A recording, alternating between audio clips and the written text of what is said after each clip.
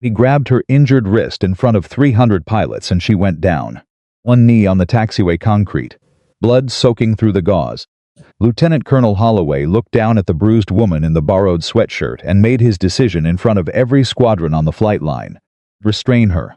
The laughter was already spreading through the formation. She didn't beg. Didn't explain. Just let them cinch the zip ties around her wrists, lift her off the ground and start walking her away. Then she turned her head toward the control tower. 8 words, barely above a whisper. Ask them who brought Sentinel home. Subscribe and drop your city in the comments. I want to see how far this story reaches. The aircraft that landed first was not supposed to be there. It came in low on the secondary runway, a military transport. Number unscheduled, identification, stripped to a bare transit code that nobody on Hawthorne Air Operations Base's morning roster recognized. The tower cleared it without ceremony. Emergency diversions happened. Paperwork followed later. What nobody expected was who climbed out of the rear cargo door.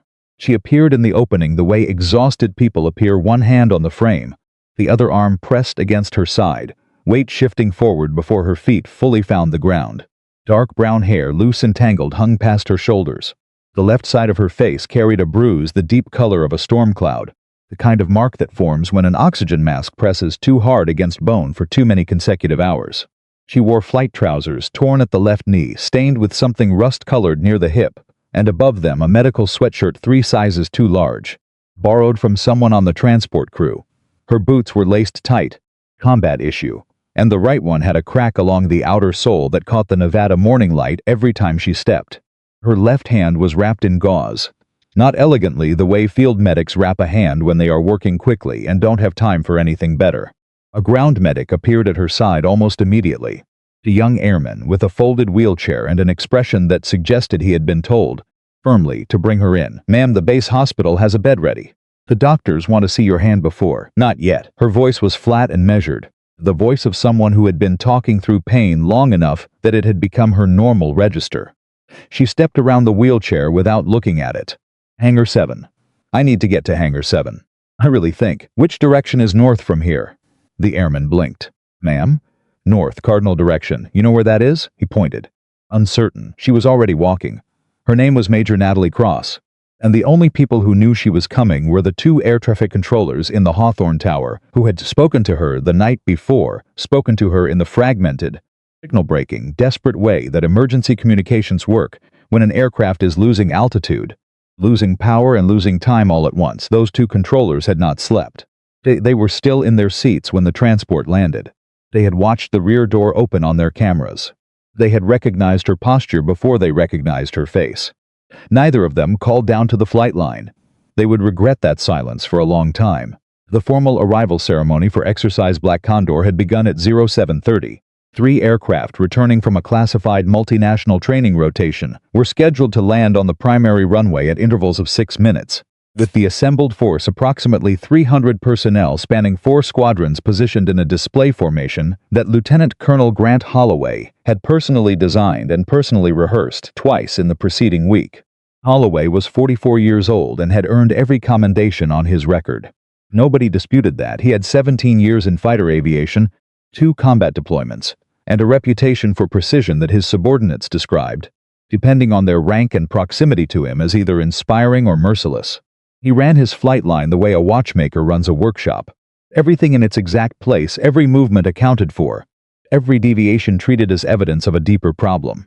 He was standing at the edge of taxiway 3 when he noticed the woman crossing toward Hangar 7. His first thought was professional irritation. Whatever the secondary runway transport had dropped off, it was not his concern. His concern was the ceremony, formation, and the arrival sequence for 3 aircraft that were now 12 minutes from touchdown. He did not need someone crossing the active taxiway zone without authorization. He sent one of his staff officers to intercept her. Staff officer came back 30 seconds later with an expression that suggested the conversation had not gone the way he expected.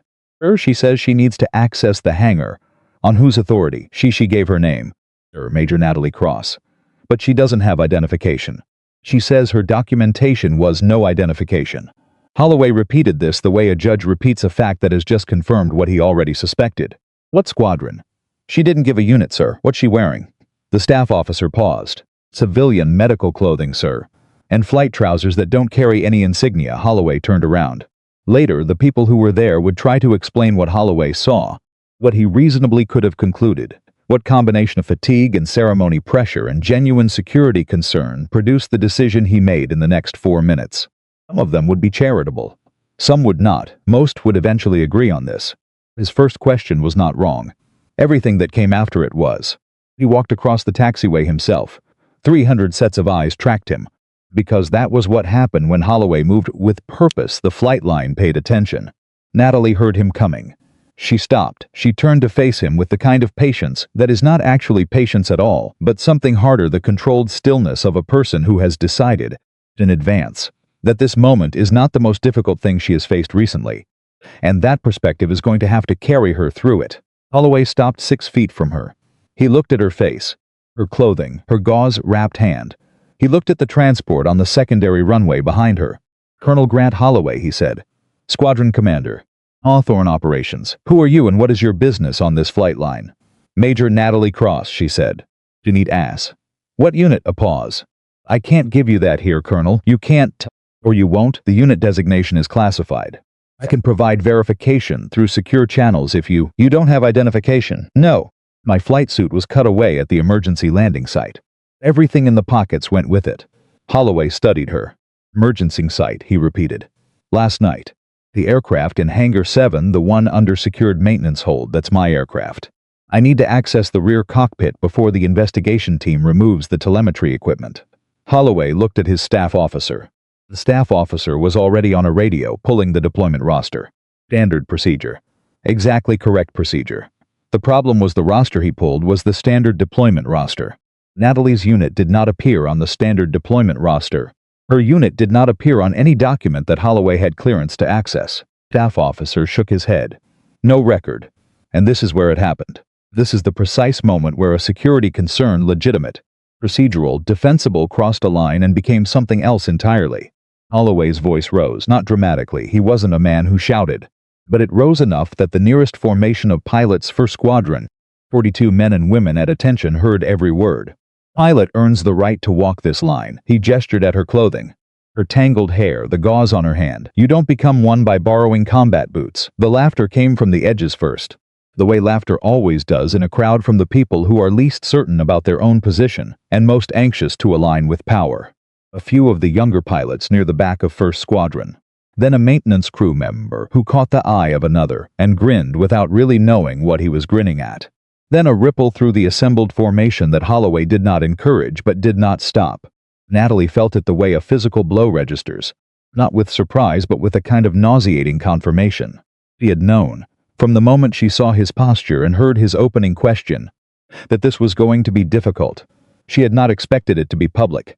She had not expected 300 people to become the audience for something that should have been a 2-minute verification call. She breathed through it. She kept her voice level. "Colonel, I understand the security concern. I'm asking you to make a phone call before." "To whom?" "You can't give me a unit. You can't give me a commanding officer. You're standing on a secured flight line in borrowed clothing, with no documentation, telling me the classified aircraft in my hangar belongs to you." He let that sit for a moment, conscious of the audience, reading the way the formation was paying attention. "Do you understand how that sounds?" "Yes," she said quietly. "I do. I'm asking you to make one call." "Who do I call?" "Major." She gave him a number. He did not recognize it. It was not a standard directory number. It was not a base extension. "That's not a Hawthorne line," he said. "No, it's not, and I'm supposed to take the word of a woman with no ID and no record and call an unverified number, stand down my flight line security based on." He paused. "Are you currently under the influence of any substance, Major? Because I'm looking at your eyes, and I'm seeing someone who is not entirely. I haven't slept in 30 hours. She said it cleanly, without anger. "My systems officer is currently in surgery. I have been awake for 30 hours and I flew the last 4 of them on one engine and manual controls. And I need to get to that hangar before your maintenance team disconnects the telemetry recorder on the rear seat. Colonel, please." The please cost her something. Everyone nearby could hear that it cost her something. Holloway heard it too. He mistook the cost for something else. "Take her to the security building," he said to his officers. The officer who reached for her arm was not being rough. He was doing exactly what he'd been ordered to do. He reached for her left arm, the one with the gauze, and when his hand closed around her wrist, she made a sound, involuntary pure pain, and went down, not dramatically, Not in a faint, she went to one knee, the way someone goes to one knee when their body decides, without their permission, that the ground is necessary. Holloway looked at her kneeling on the taxiway concrete and made an assumption. "She's intoxicated," he said. "Get her restrained." The security officers produced zip-tie restraints. First Lieutenant Eric Dawson was 26 years old, 14 months out of flight school, and had been standing in the first squadron formation for 40 minutes trying very hard to look like he belonged. He was close enough to see what everyone else in the formation saw. He was also close enough to see something Holloway had not noticed. The burns on her right hand, visible beneath the edge of the medical sweatshirt sleeve, were elongated and curved, pressed into the skin in a distinctive pattern. Eric had seen burns like that once before, in a maintenance briefing about the XR series experimental aircraft. The manual override lever for the hydraulic backup system. If a pilot held that lever engaged under stress for an extended period, with the control surfaces fighting back, the heat conducted through it produced exactly that kind of mark. Eric looked at her burns. He looked at Hangar 7, the secured shape under tarps at the far end of the building that had arrived in the night. He looked back at the woman kneeling on the concrete while a security officer zip-tied her wrists. Thought, "I know who she is." He thought, "I'm not sure enough." He thought, "Holloway will destroy me if I'm wrong." He stood at attention and said nothing. The restraints went on. Natalie sat back on her heels and let them, because struggling would accomplish nothing, and cost what little physical reserve she had left. The laughter had faded not entirely, but it had lost its energy. The way a joke loses energy when the person being laughed at doesn't react the way the crowd expects. She wasn't performing shame, she wasn't performing defiance. She was simply enduring, and that stillness was beginning to unsettle people in ways that Holloway's authority could not quite counteract. He looked toward the control tower. The tower was a standard structure, glass and concrete, elevated above the field, the kind of anonymous utility architecture that exists at every airbase in the country. She couldn't see the people inside it from where she knelt, but she knew they were watching. She said it quietly, not shouted quietly, in the same measured voice she'd been using since she stepped off the transport. "Ask them who brought Sentinel home." Holloway frowned. "What? The tower," she said. "Ask them." He turned toward the tower. He turned back. His expression was the expression of a man who has committed to a position in front of 300 people and has begun to understand, at a cellular level, that commitments made in front of crowds are the most expensive kind. "Take her inside," he said. The security officers lifted her by her arms. She came up off the ground without resistance, her face pale, her jaw set. A drop of blood had appeared on the gauze where the wrist restraint had caught the wound. She looked at the formation as they walked her past. 42 pilots in First Squadron, some looking away, some watching with expressions she recognized, not cruelty, exactly, but the look of people who are deeply uncomfortable and have decided that discomfort is someone else's problem. One of them, the young one near the rear, the one whose eyes hadn't left the burns on her arm since she came down the taxiway, was gripping his helmet so hard his knuckles were white. She didn't have time for him. She had about 4 minutes before the maintenance crew disconnected the telemetry unit in the rear cockpit of a damaged aircraft in Hangar 7, and with it the only record of how long Danny Mercer's oxygen supply had continued to function after the hydraulic system failed. Danny, whose wife she'd promised. Danny, whose hands she'd heard going slack on the controls. Danny, whose breathing she'd listened to through the intercom for 400 miles, counting the intervals, telling herself that every breath was one more breath than no breath. She thought about Danny as the security officers walked her across the taxiway. She thought about the moment she'd made the choice everyone in a classified briefing room would eventually question, the choice that 3 different oversight committees would eventually demand documentation on, the choice to stay below radar coverage long enough to transmit 9 GPS coordinates to a rescue team that had been looking in the wrong valley for 11 hours. She thought about whether it had been worth it. She didn't have an answer. She still doesn't. Inside the security holding area, a prefabricated building near the edge of the flight line, half office, half detention, Holloway's duty officer processed her with the methodical efficiency of someone who has been trained to treat all detainees equally regardless of circumstance. Name, rank, claimed unit, reason for presence on restricted facility. Natalie answered each question in the order it was asked, her voice steady, her eyes following the duty officer's documentation with the attention of someone filing each procedural step away for later use. She asked twice for someone to contact the tower. The duty officer made a note. She asked once whether the maintenance team working on the secured aircraft in Hangar 7 had been notified to pause work on the rear telemetry system. The duty officer looked at her carefully and made a different note. Outside, through the prefab building's single small window, he could hear the ceremony continuing. The sound of the first ceremony aircraft crossing the threshold, gear coming down, the clean mechanical precision of an aircraft doing exactly what it had been designed and maintained to do. She pressed her bandaged hand flat against the plastic chair she was sitting in and breathed. In Hangar 7, the maintenance team was moving toward the rear cockpit. The chief maintenance officer had received the standard secured investigation protocol 3 hours earlier. Document all components, photograph all damage, preserve chain of custody on any flight data systems before removing them for analysis. Standard. Correct. The kind of protocol that exists because damaged aircraft tell stories in their instruments that they cannot tell anywhere else. The protocol did not specify an order of operations for component removal. The team lead, Master Sergeant Vincent Callis, 22 years in airframe maintenance, kind of man who viewed ambiguity in a work order as a personal affront, had decided to begin at the rear of the aircraft and work forward. The rear telemetry unit was the first item on his list. He had a tool in his hand. He had the electrical panel open. He was approximately 45 seconds from disconnecting the unit when his radio crackled. Stopped. Looked at the radio. The frequency was the base operations band, not his usual maintenance channel, but a band that all personnel on the flight line were required to monitor. He waited. Back in the security building, Natalie heard it too, the radio on the duty officer's desk. The operations frequency. A woman's voice control. Precise. Carrying the particular authority of someone who has been talking aircraft down from bad situations long enough that authority has become her default register. Chief Master Sergeant Helen Ward, Tower Supervisor. The woman who had spent the previous night watching a damaged aircraft make a visual approach through dust and smoke on one engine, talking a pilot through a landing sequence while the pilot simultaneously managed a failing hydraulic system, an unconscious crew member, and the kind of quiet that descends when you understand you may not make it. Helen Ward had been at her station for 19 consecutive hours. She had recognized Natalie's voice the moment the transport landed. She had waited because she was a tower controller, not a flight line officer, and she had believed incorrectly, as it turned out that someone with authority would handle this before it needed her intervention. She had listened to everything on the operations frequency for the past 12 minutes. She had heard the laughter. She had heard the restraints.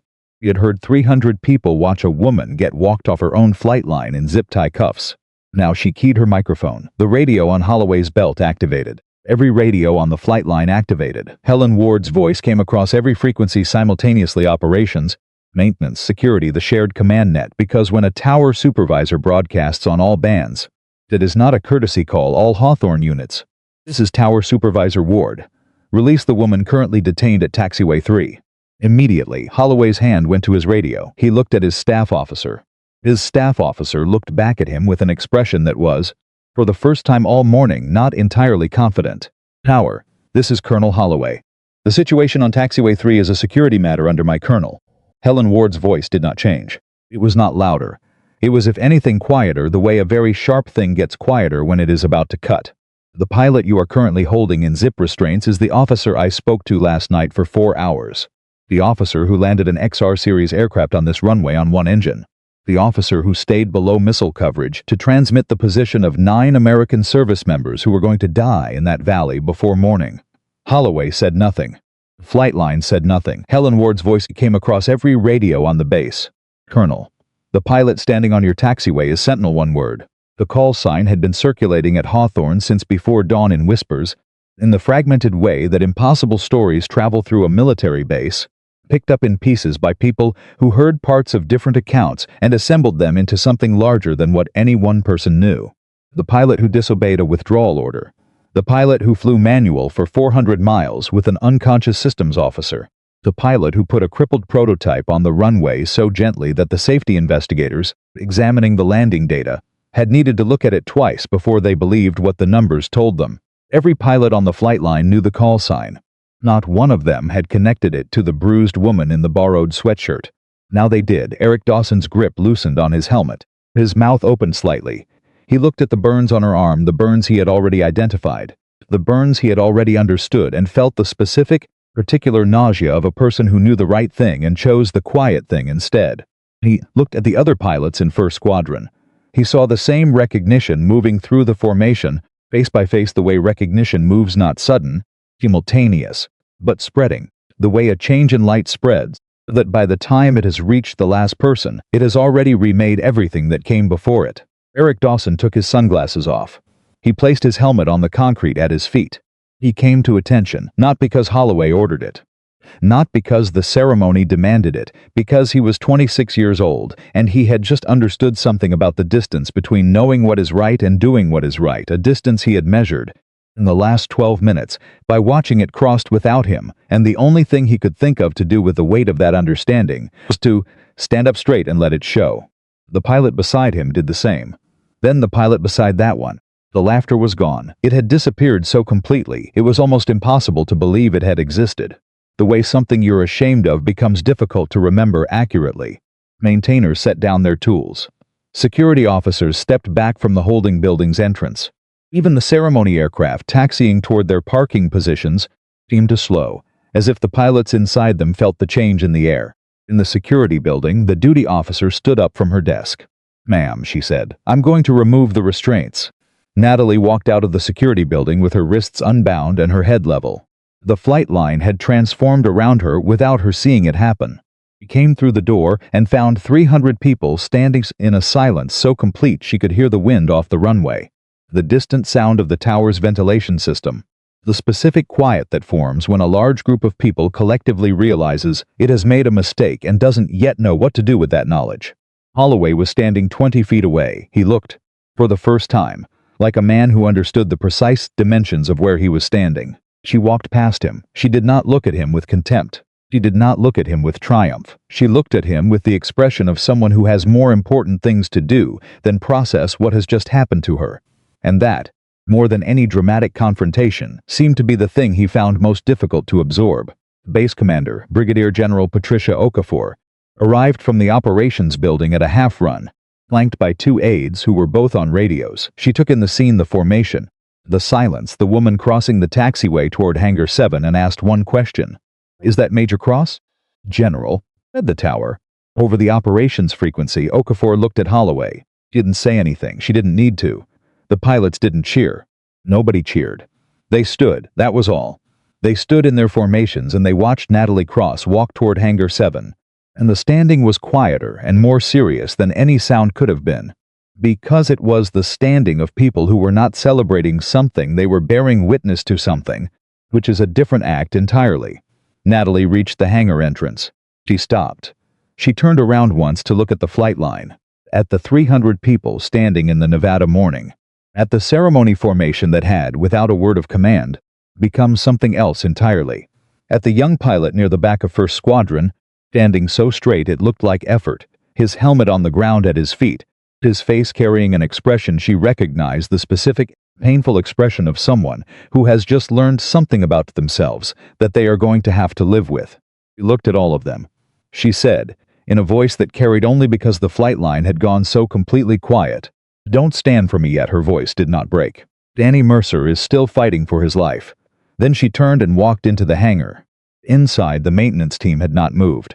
Dallas was still standing with the tool in his hand, the electrical panel still open, his radio still transmitting the broadcast from Tower Ward.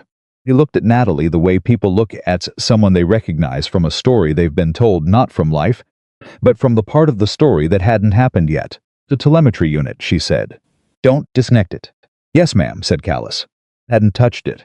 She climbed into the rear cockpit the way you climb into a familiar space without hesitation, without ceremony, with the kind of muscle memory that exists in the hands before the conscious mind has caught up. The smell hit her first. Mud fluid. Burnt insulation. The particular metallic sweet smell that damaged avionics develop when they have been running too hot for too long. And underneath it, fainter, the smell that she had no technical name for the smell of the night before, of 400 miles of manual flight, of Danny's breathing through the intercom, of the missile warning going off 4 seconds before impact, and the world tilting 45 degrees to the left and her hands on the controls pulling it back, pulling it back, pulling it back. She found the telemetry unit. She disconnected the power first carefully, in the correct sequence, following the emergency data preservation procedure she'd memorized 2 years ago, because someone very senior had told her that the information inside a flight data recorder was sometimes the only way to tell the truth about what had happened to a crew. She extracted the unit. She held it in her undamaged hand and she looked at it, this small, unremarkable piece of military electronics that contained, in its memory, the record of everything the aircraft had measured in the rear cockpit during the last 4 hours of flight. The oxygen supply, the pressure, the time-coded record of every sensor in the seat that Danny Mercer had been unconscious in for 400 miles. She climbed back down. She handed the unit to the investigation officer who appeared at the hangar entrance, a full colonel named Reyes who had been running toward the hangar from the operations building for the past 3 minutes and was still slightly out of breath. "This goes directly to the surgical team at Base Hospital," she said. "The data inside it will tell his doctors how long the supplemental oxygen continued to function after the hydraulic failure. It changes the treatment window." Reyes looked at the unit, looked at her, nodded. "I'll personally ensure fast," she said. "Please," Reyes went. Natalie stood inside the hangar for a moment by herself, in the oil and metal silence of the damaged aircraft. The XR-27 above her was a wreck in the specific way that surviving aircraft are wrecks, still basically whole, still fundamentally recognizable, but everywhere marked by what had been asked of it. Buckled panel seams, a landing gear strut that had bent and held, torch marks along the right engine nacelle that the maintenance team had photographed from 6 angles and still didn't entirely understand the origin of. She put her undamaged hand flat against the fuselage. She didn't say anything. There was nothing to say to an aircraft. She just stood there for a moment, in the quiet breathing, and then her legs stopped working. It was not dramatic. It was simply the end of something, the adrenaline that had carried her from the transport's rear door to the hangar, the controlled fury that had kept her upright through the taxiway and the restraints and the broadcast from the tower. All of it had been running on a reserve that the reserve tank of the reserve tank had been feeding, and now that reserve was empty, and her legs received the information and acted on it without consulting her. Went down beside the aircraft, not hard, more of a controlled descent to the hangar floor. The medics were there before she'd fully decided she was sitting. He let them. For the first time in 31 hours, he let someone else take over. She sat on the hangar floor with her back against the landing gear housing of a damaged aircraft and let the medics work on her hand. And she thought about Danny's voice through the intercom, the last full sentence he'd spoken, 9 minutes before the missile impact, which had been, "Nat, if something happens, tell Kara I was thinking about the name," she suggested. She had not told him nothing was going to happen, because she had not known whether that was true. She had said, "You can tell her yourself." She was still waiting to find out whether that was true, too. Outside the hangar on the flight line, 300 people were still standing, not because anyone had ordered them to, not because the ceremony required it, not because protocol demanded it, because they understood, now, what they were looking at and what they'd been looking at for the past 20 minutes without seeing it, and because understanding sometimes arrives too late to change what you've done, but never too late to change how you stand. Holloway stood among them, very still. He was looking at the hangar entrance. His face had the particular quality of a person who is processing several simultaneous realizations and finding that none of them are comfortable, but who has enough fundamental integrity left to process them honestly rather than look for an exit. He had been wrong, not just procedurally wrong, not just technically wrong. He had been wrong in the way that matters most wrong about a person, in front of an audience, loudly, while the person he was wrong about was on her knees on concrete with her wrists restrained and blood soaking through the gauze on her hand. He stood with that knowledge in the Nevada morning, and he did not try to move away from it. Eric Dawson was still standing at attention at the back of the formation. He had not moved since he set his helmet down. His jaw was set. His eyes were forward. He was doing the only thing he could think of to do, which was stand as straight as he knew how and take whatever came from that. He had known. He had known and he had calculated, and he had chosen silence. He was going to have to learn to live with that too. In the base hospital, a surgical team received a telemetry unit delivered by a running colonel named Reyes. A data technician extracted the contents in 40 minutes. The oxygen record showed that the rear cockpit supplemental supply had continued to function for 2 hours as in 17 minutes after the hydraulic failure, longer than anyone had estimated. It changed the treatment window significantly. It changed what the doctors could try. It changed what was possible. Whether it changed the outcome, whether it brought back the man whose wife was sitting in a waiting room 30 meters away, holding her pregnant belly and watching the door that was not yet known, that was still being decided. And Natalie Cross, sitting on the floor of Hangar 7 with her back against a damaged aircraft and a medic working carefully on her burned hand, was doing the only thing she could do, waiting, breathing, counting.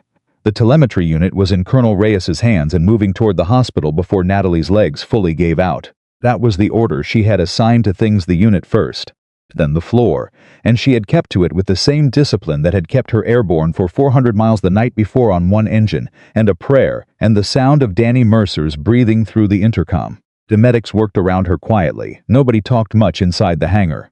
The damaged aircraft above her ticked and settled the way metal settles when it has been hot and is cooling: small sounds, regular, almost conversational. She listened to them without meaning to. Her brain was still running the way it runs after sustained emergency operations, cataloging inputs, flagging anomalies, refusing to fully stand down even when the body beneath it had already surrendered. Outside, she could still hear the flight line.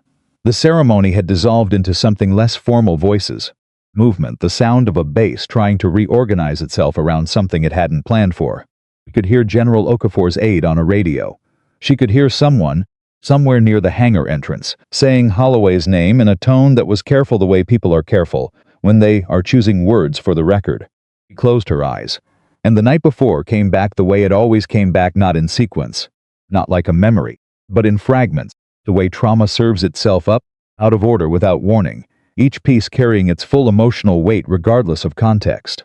The missile warning first. Always the missile warning first.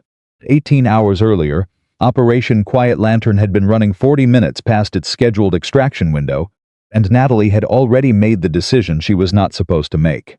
The briefing 3 days before had been specific. The XR-27 callsign Sentinel, designated to her and to Danny for this operation, carried technology that the program office had spent 4 years and $600 million developing. The aircraft was irreplaceable. The mission was surveillance and signal collection along a corridor that 3 different agencies needed eyes on before a larger operation moved forward. The secondary objective, if a secondary opportunity presented itself, if conditions allowed, was to assist in locating a missing American medical evacuation crew whose UH-60 had gone down in a sandstorm 48 hours prior, somewhere in a 40-square-mile search area. Secondary objective. Those 2 words had been spoken by the briefing officer in the tone that people use when they mean matters, but not more than the primary, and if you have to choose, you already know which one you choose. Natalie had listened to the briefing. She had asked her questions. She had signed the acknowledgement forms. She had walked out to the aircraft with Danny Mercer beside her, and Danny had said, in the flat, matter-of-fact voice he used when something was bothering him that he wasn't going to talk about directly, secondary objective: 9 people. I know, Natalie said. 48 hours in that terrain in those temperatures, Danny. I'm just saying. I know what you're saying, she told him. Get in the aircraft. He got in the aircraft. But she noticed, when she ran her pre-flight checklist, that he ran his own secondary systems check twice. He didn't do that unless he was anticipating a scenario that deviated from the primary plan. Danny Mercer prepared for the contingency he expected, not the one he was briefed on. It was one of the things that made him exceptional, and one of the things that had made her request him specifically for this mission. They launched at 2,300 hours local. The corridor run went cleanly, collection complete. Package transmitted. Primary objective closed within the first 90 minutes. They were 40 minutes from the extraction point and running the abort checklist when Danny's voice came through the intercom, controlled and precise, with the specific quality it developed when he was telling her something important in a way that left the decision entirely in her hands. Nat, I've got a thermal signature east-northeast, 11 kilometers, 3 clusters close together. Ground level. She kept her hands on the controls. What kind of clusters? Stationary. Grouped around something larger, probably the airframe. Nat, they're at the base of a ridge. The search pattern they've been running is 2 valleys west. Natalie looked at her fuel state, at her position relative to the radar coverage boundary, at the extraction window closing in real time on her navigation display. She thought about the briefing officer's voice. Secondary objective. She thought about 9 people at the base of a ridge in 48-hour-old temperatures. Lock the coordinates, she said. Already locked. Prepare the transmission package. A pause. A very short one. Nat, if we drop below the radar floor to transmit, I know. The coverage on the eastern side of that ridge, Danny. I know. She took a breath. Prepare the package. She heard him working. She heard his hands on the rear cockpit systems, the specific sounds of someone who has prepared for this contingency and is now executing it with the calm of a person who made his peace with the decision before it was officially a decision. Package ready, he said. Stand by. She took the aircraft down. The radar floor along the eastern ridge sat at 4,000 feet. Below it, the XR-27 was invisible to the surface-to-air systems that had been tracking them since they entered the corridor. Above it, those systems had a firing solution in under 12 seconds. She flew at 3,800 feet, 40 feet of margin, 40 feet between transmission window and engagement envelope. Danny transmitted the coordinates in 11 seconds. 9 GPS points precise to within 3 meters, packaged and encrypted and sent to the Search and Rescue Coordination Center that had been looking in the wrong valley for 11 hours. 11 seconds, the missile warning activated at second 9. Danny said. His voice hadn't changed. They had a forward picket we didn't know about. Nat, she was already pulling the aircraft's nose up and right, trading altitude for speed, getting above the radar floor because below it was where the missile guidance system lived, and she needed to be somewhere that system couldn't follow. The XR-27 was not a combat aircraft. It had no countermeasures beyond basic electronic jamming and the fundamental aerodynamic fact that it was fast, very fast when someone with Natalie's particular skill set was telling it to be. She told it to be. The missile detonated 60 meters to the left and 15 meters below them. The blast overpressure hit the aircraft like a fist. A hydraulic system warning came on immediately, not a caution light. A full red warning, the kind that means something is broken and not going to fix itself. Navigation systems flickered. The rear cockpit instruments went to backup power, then to partial backup power, then to a reduced state that Danny described with one word: bad. Hydraulic fluid in the rear bay. Nav is degraded. Comms are a pause, and in the pause she heard something she had never heard from Danny Mercer in 4 years of flying together. A sharp intake of breath that had nothing to do with aircraft systems. Nat, the restraint system back here. The automatic tension, it didn't cycle.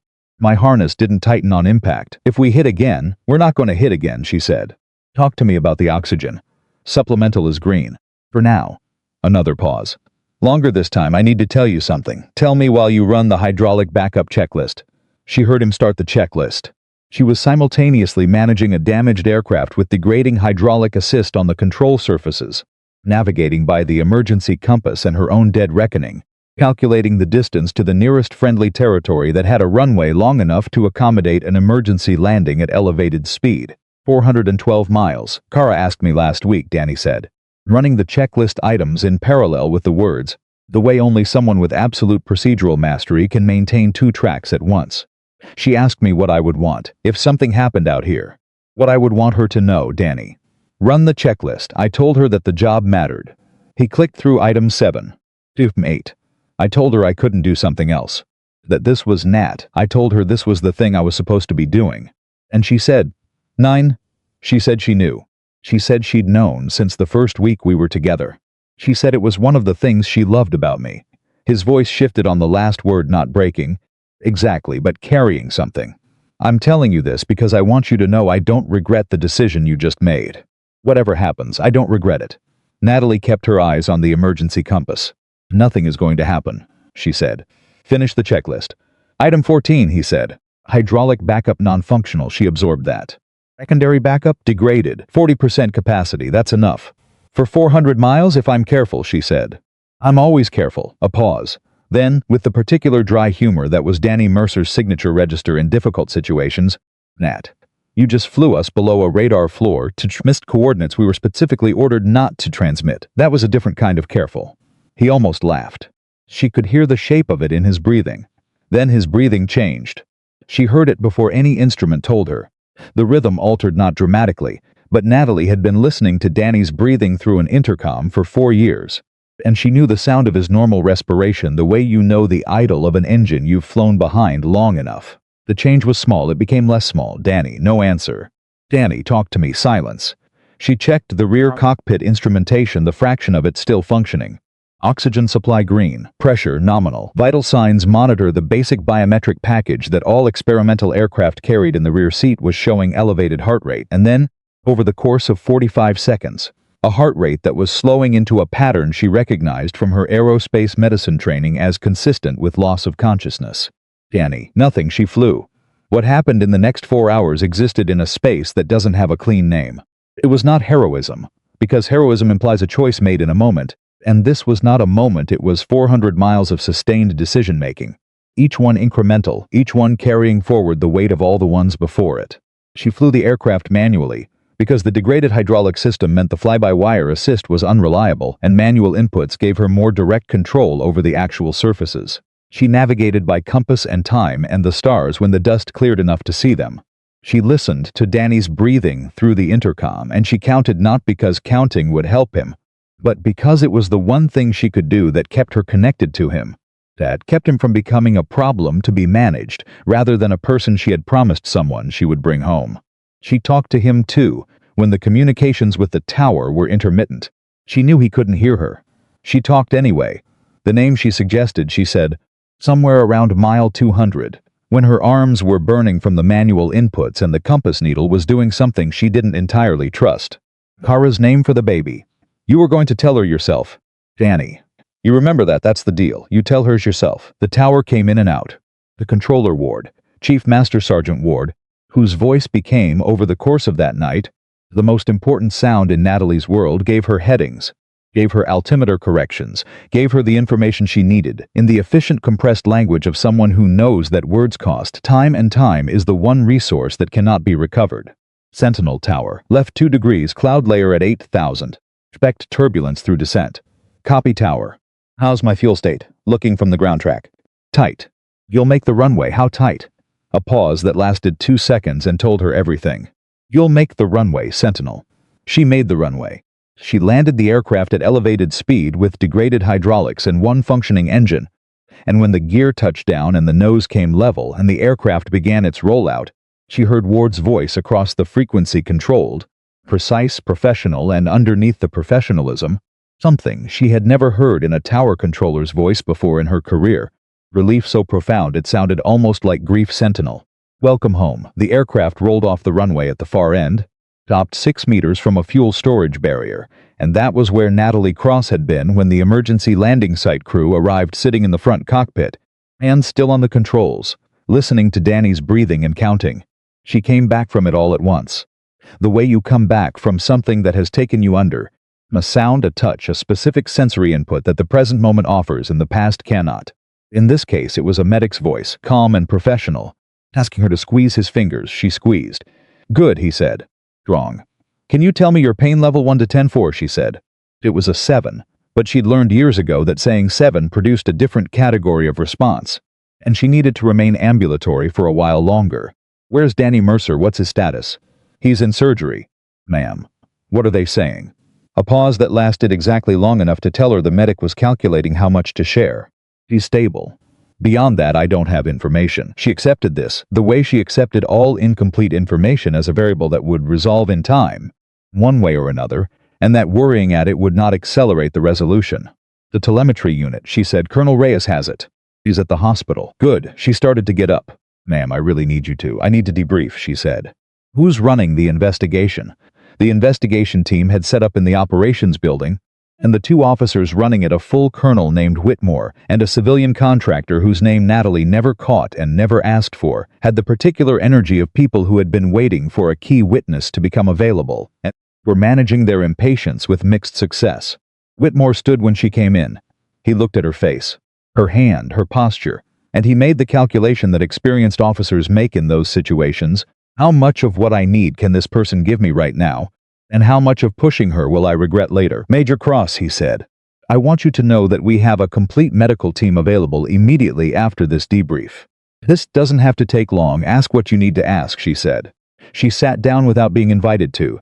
Start with the withdrawal order. I know that's the first question. Whitmore looked at the civilian contractor. The civilian contractor made a note. The withdrawal order, Whitmore confirmed. At 2342 local, you received a direct order from the mission controller to execute the abort protocol and protect the primary asset. You did not comply. I complied with half of it, she said. I protected the primary asset by getting it out of the engagement envelope before we took the hit. The transmission happened before the missile warning. The sequence matters.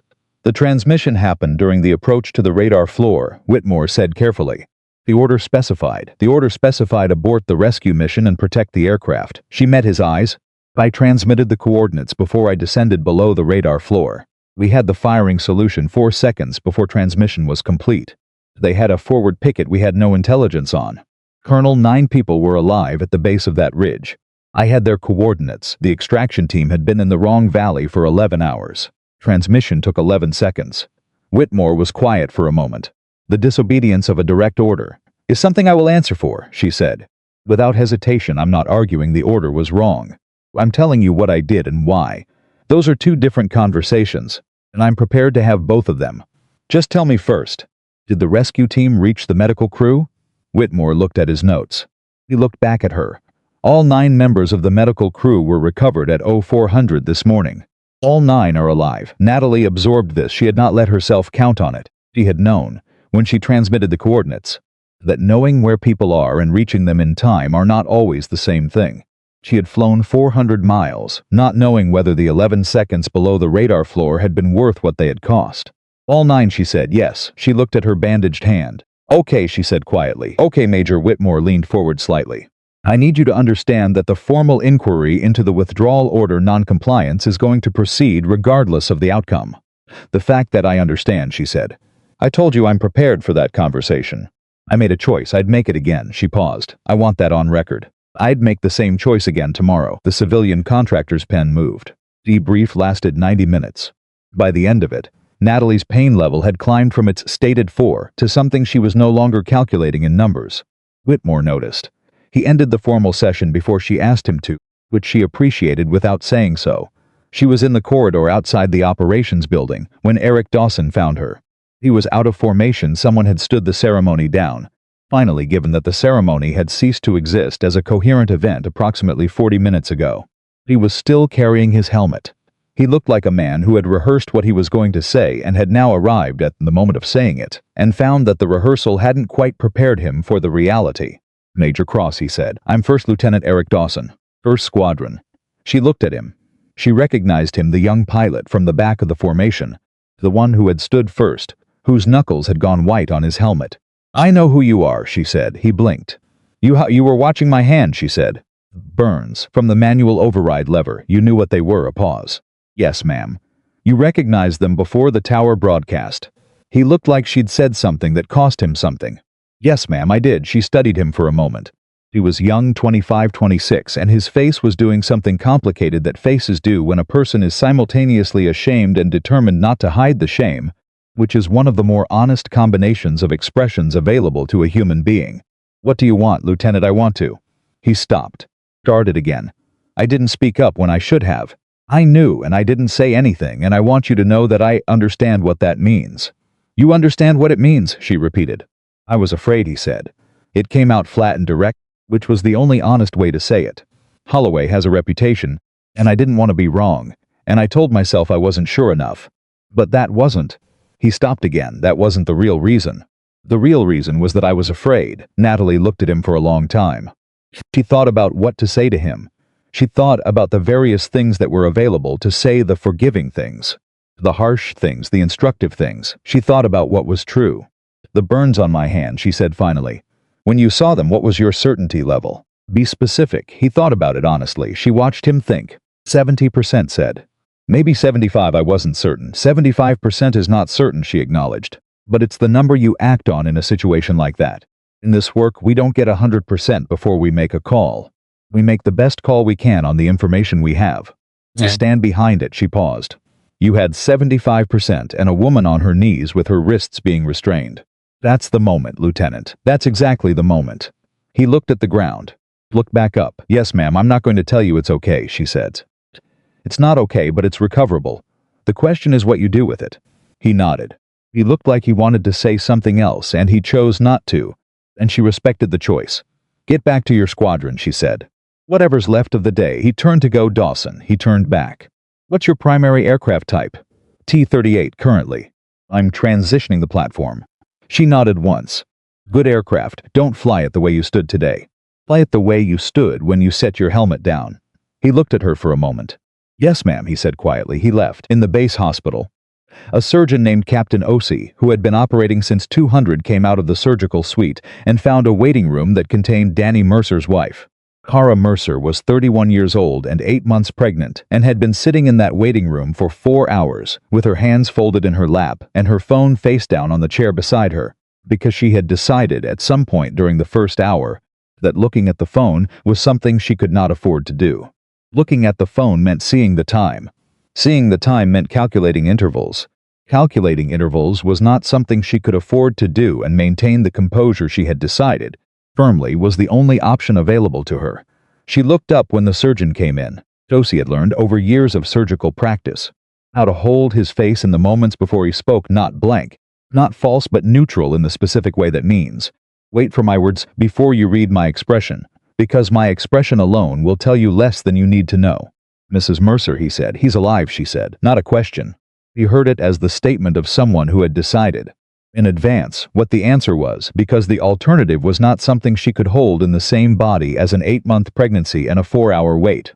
He's alive, Osi confirmed. He's stable.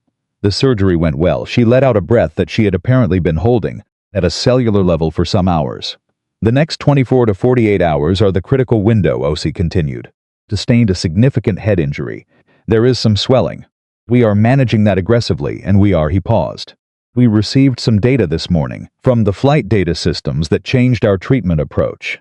It suggests his oxygen supply was intact for significantly longer than we initially estimated, which is Mrs. Mercer. That's meaningful. That's a good thing. Kara looked at him. The data, she said slowly. Where did that come from? Osi was a surgeon, not an aviator. And the full story of how the telemetry unit had arrived at the hospital, the taxiway, the zip ties, the woman on one knee, the tower broadcast was not yet something he had been told. He knew only that a colonel named Reyes had run through the emergency entrance with a small piece of electronics and said it needed to be in the hands of the neuro team immediately. I believe it came from the aircraft, he said. Kara Mercer looked at her hands. She had been told before the mission only that Danny was flying with a pilot she should trust.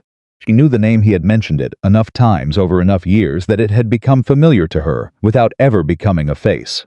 She knew the things he had said about this pilot, that she was precise without being rigid, that she made the call the situation required, rather than the call the brief allowed, that he had never once in 4 years felt afraid in an aircraft she was flying.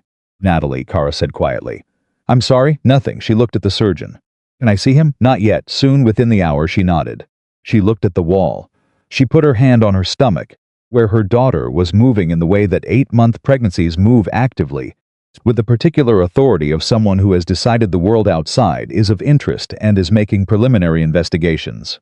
He's going to want to know, Kara said, when he wakes up. The first thing he'll ask is whether the people they were looking for, whether they found them.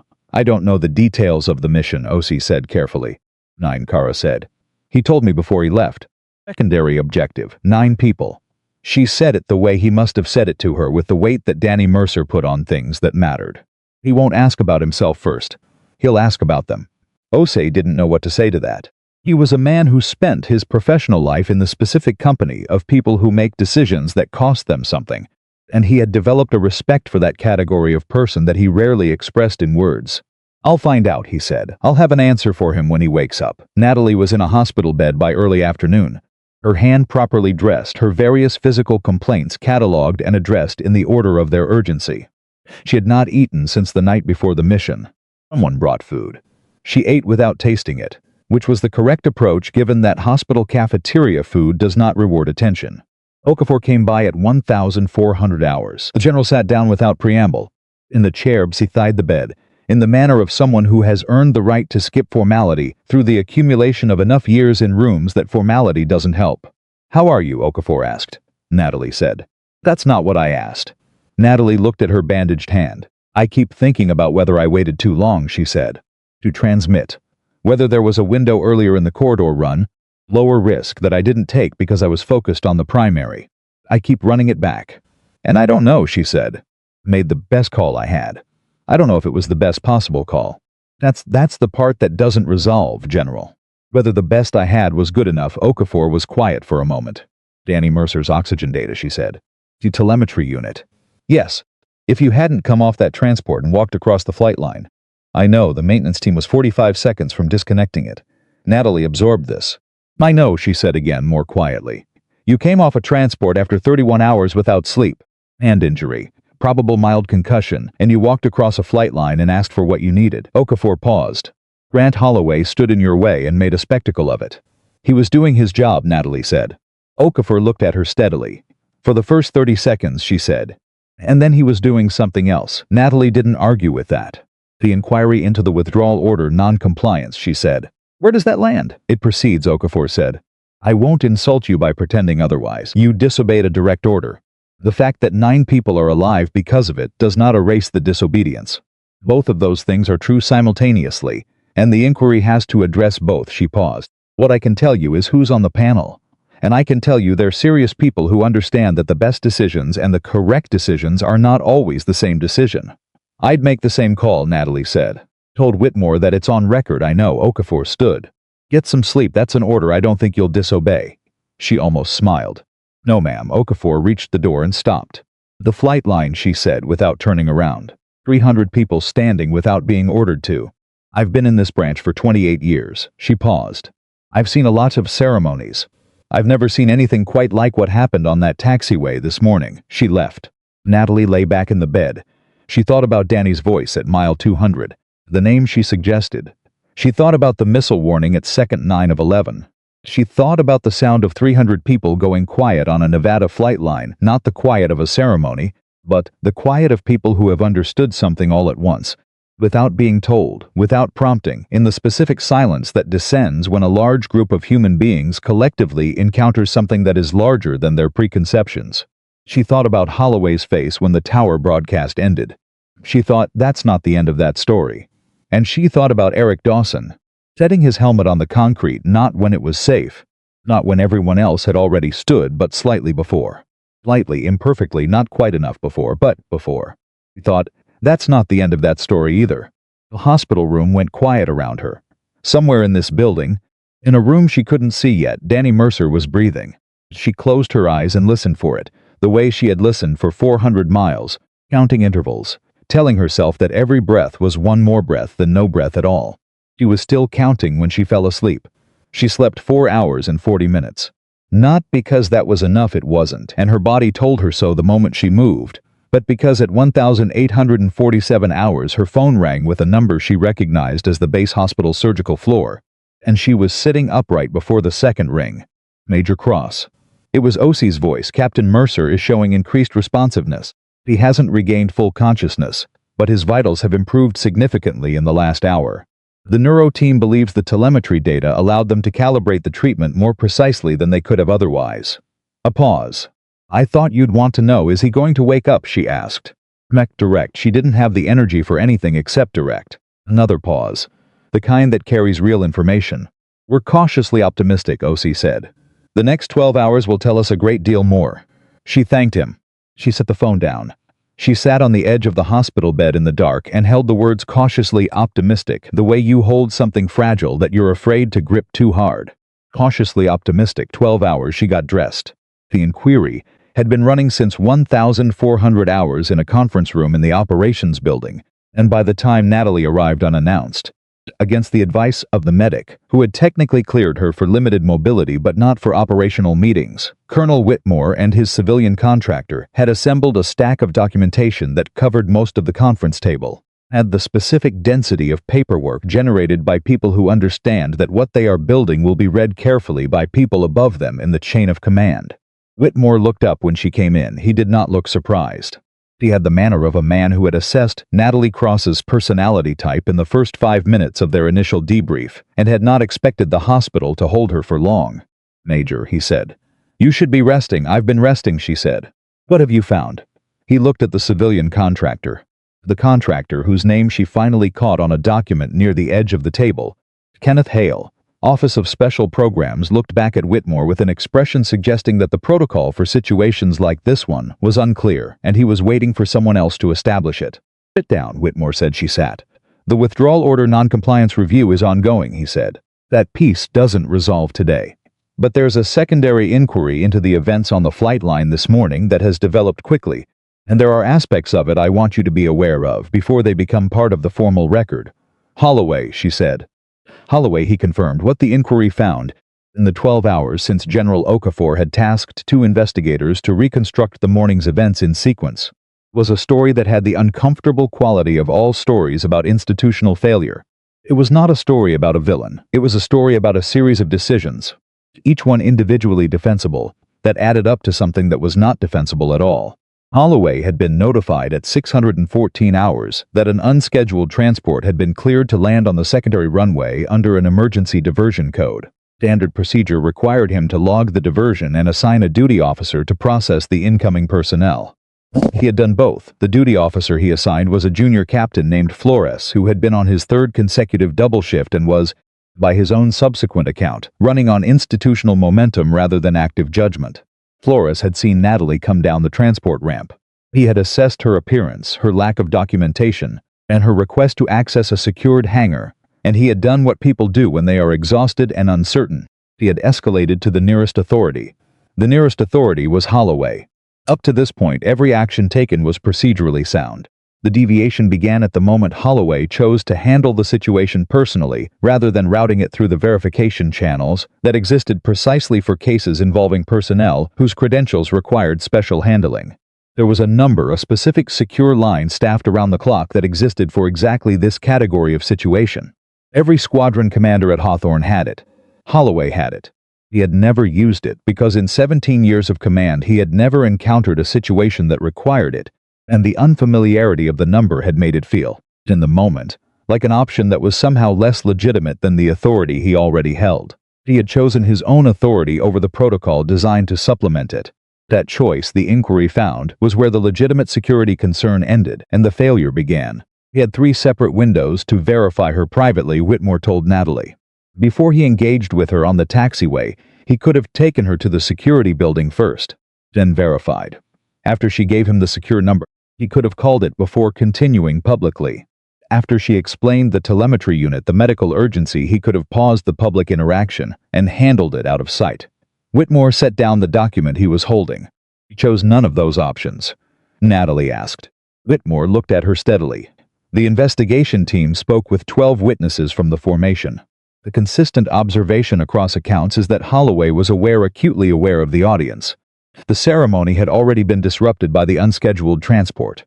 Formation was watching him, and Lieutenant Colonel Holloway's. He chose his next word carefully.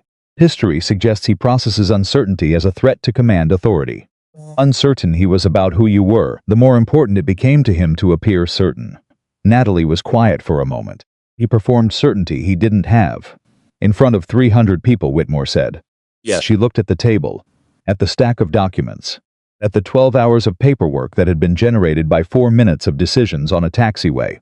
The inquiry recommendation, she said. What's it going to say? Temporary relief of command pending review, Whitmore said. Mandatory completion of a leadership evaluation, a new verification protocol for distressed or unidentified personnel, to be named and implemented base-wide. He paused. Beyond that, it's above my pay grade. It should be above mine too, she said quietly. Recommendation. I shouldn't be the one deciding what happens to him. No, Whitmore agreed. You shouldn't, but someone's going to ask me. Yes, he said. They are. Someone asked her the next morning. Brigadier General Okafor's office was on the 2nd floor of the headquarters building, and it had the particular quality of senior officers' offices everywhere. Functional furniture, commendations that had been placed on the wall at some point in the past and not moved since. A desk that was simultaneously impressive and designed to communicate that the person behind it has stopped being impressed by desks. Okafor had 2 other officers in the room, her chief of staff and a JAG colonel named Brewster, who carried a legal pad and the expression of someone who expected this conversation to be complicated and had come prepared for complicated.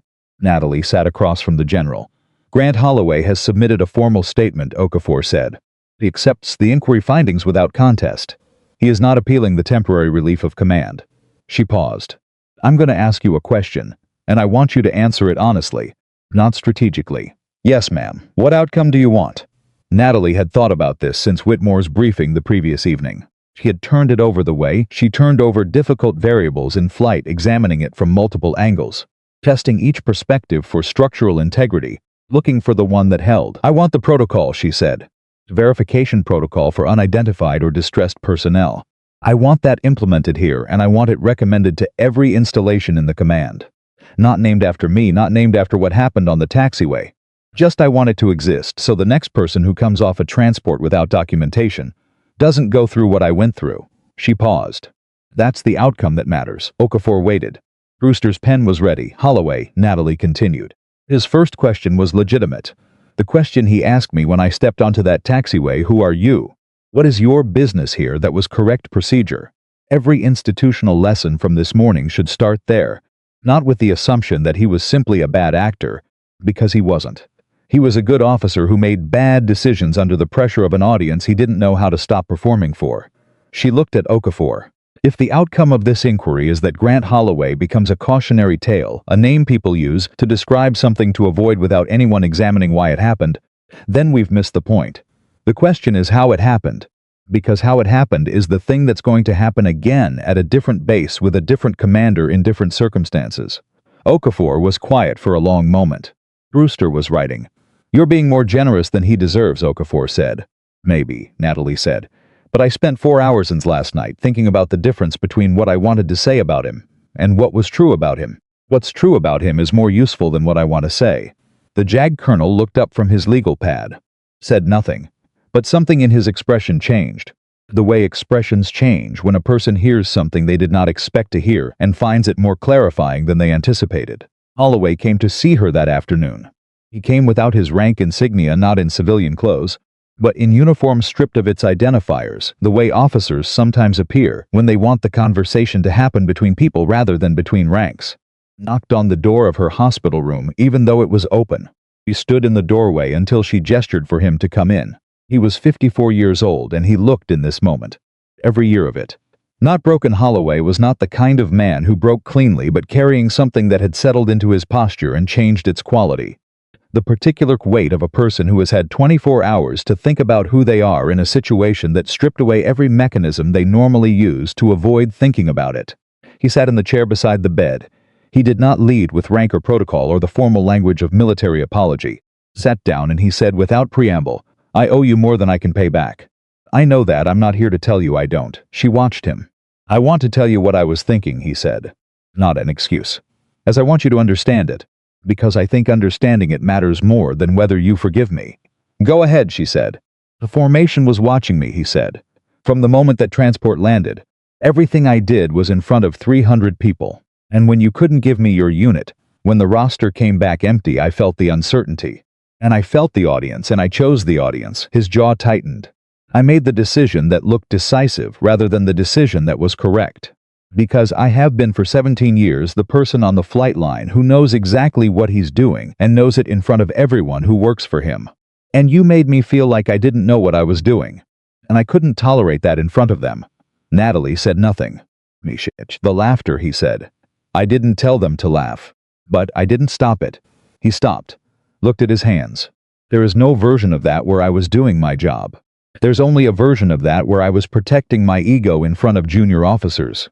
And I made what you had just done, what that cost you into a punchline." He looked up. "Or for that. Specifically and exactly for that." The room was quiet. Natalie looked at the man across from her. She looked at what genuine accountability looked like when it arrived without theater, without the performance of remorse, without the strategic positioning that apologies sometimes contain, without the implicit request for relief from consequence. "Just the thing itself. I accept that," she said. "What you just said, I accept that." He nodded. "I want to say something to you in return," she said. "And I want you to hear it the way I mean it, not the way it might sound." "All right. Your first question was correct," she said. "The security question. Who are you? Why are you here? Where is your documentation?" That is exactly the question that should be asked. And if every lesson from yesterday starts with the assumption that the question itself was wrong, we build the wrong lesson. Question was right. What came after it was not. She paused. Verification protocol Whitmore's team is recommending that exists to support the question, not replace it. I want you to understand the difference. Holloway looked at her for a long moment. "You argued for a limited outcome," he said. It was not a question he had clearly spoken to someone in the inquiry process. "You could have the formal record would have supported. The formal record supports whatever the chain of command decides," she said. "What I said to Okafor is what I believed, not what was strategically optimal for me." She paused. "Though I'll be honest with you, the withdrawal order inquiry is a different story. I'm going to need every bit of goodwill I can accumulate before that panel convenes." Something shifted in Holloway's face. Not quite a smile, too early for that. Too much still sitting between them. But something human, something that recognized the particular courage of a person who could be both principled and honest about the limits of their principle. "Panel," he said. "They're serious people." "I know, you told Whitmore you'd make the same call again." "I would," she said. He nodded slowly. 9 people, he said. 9 people. He stood. Straightened his uniform out of habit, the way a man straightens a uniform that has been his identity for 17 years. He looked at her and she looked back, and there was something in the exchange that was not forgiveness exactly, and not resolution exactly. but something that both of those things would eventually grow from, given time, and the kind of honesty that had just been present in this room. Regret matters only when it changes what you do with power, she said. I need you to remember that. Not as something I said. As something that's true. He said, I'll remember it. He left. Eric Dawson was back on her radar before she expected him to be. She found out because Okafor's aide brought her the incident report from a training flight that afternoon, not formally, not as part of any inquiry, but because someone in the operations chain had flagged it as related to the developing record of the day's events, and the aide had decided that Natalie should see it. The training flight had gone up at 1,300 hours, a standard dual instruction sortie, 2 aircraft, an instructor and a student. The student was a lieutenant named Calloway, 3 months from solo qualification, and the aircraft had developed a hydraulic anomaly 40 minutes into the sortie that the instructor, a senior captain named Breslin, had attributed to pilot input error. Breslin had been, according to the report, preparing to enter a formal caution notation in Calloway's training record when Dawson, flying the second aircraft in a supporting observer role, had broken into the debrief. He had asked Breslin directly to run the pre-flight hydraulic inspection records before finalizing the notation. Breslin had not responded well to being questioned by a junior officer in front of a student. Dawson had held his ground. He had cited the specific inspection interval, the specific component, and the specific failure mode that matched the anomaly they'd observed. He had not been aggressive. He had not been insubordinate. He had simply said what he knew and remained standing behind it when the first response was unfavorable. The maintenance check run 90 minutes later had found a faulty hydraulic line that predated the flight by at least 72 hours. The anomaly was mechanical, not human. Calloway's training record received no notation. Natalie read the incident report twice. She set it down. She looked at the ceiling. She thought about what she had said to Dawson. Fly it the way you stood when you set your helmet down. He had been listening. At 2,200 hours that night, her phone rang again. This time it was a number she didn't recognize. But the area code was local and she answered.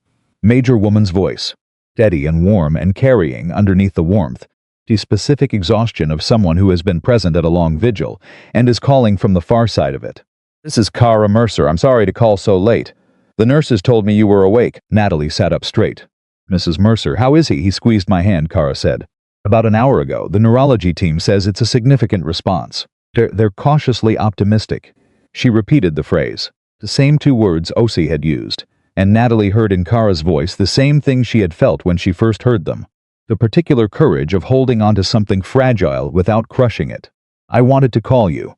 I know that what happened, I know the aircraft. Today Danny told me enough about how these missions work that I understand what it took to get that telemetry unit to his doctors.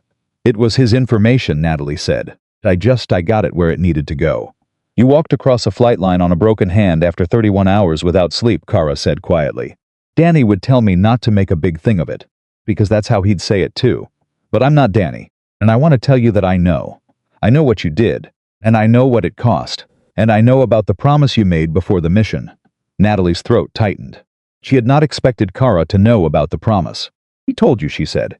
He tells me everything, Kara said. Since the first week. He said you told him he could tell me himself. A pause. And in the pause, Natalie could hear Kara deciding how much her voice was allowed to do in this moment. He's going to tell me himself, Major Cross, I believe that. I wanted you to know that I believe that. Natalie held the phone and didn't say anything for a moment. Outside her window, the base had gone to its nighttime register reduced traffic. Perimeter lights, the distant sound of an aircraft somewhere on the pattern, running its lights in the dark. The name, Natalie said finally.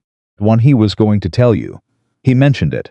Before she stopped, he didn't tell me what it was, Eleonora, Kara said. My grandmother's name.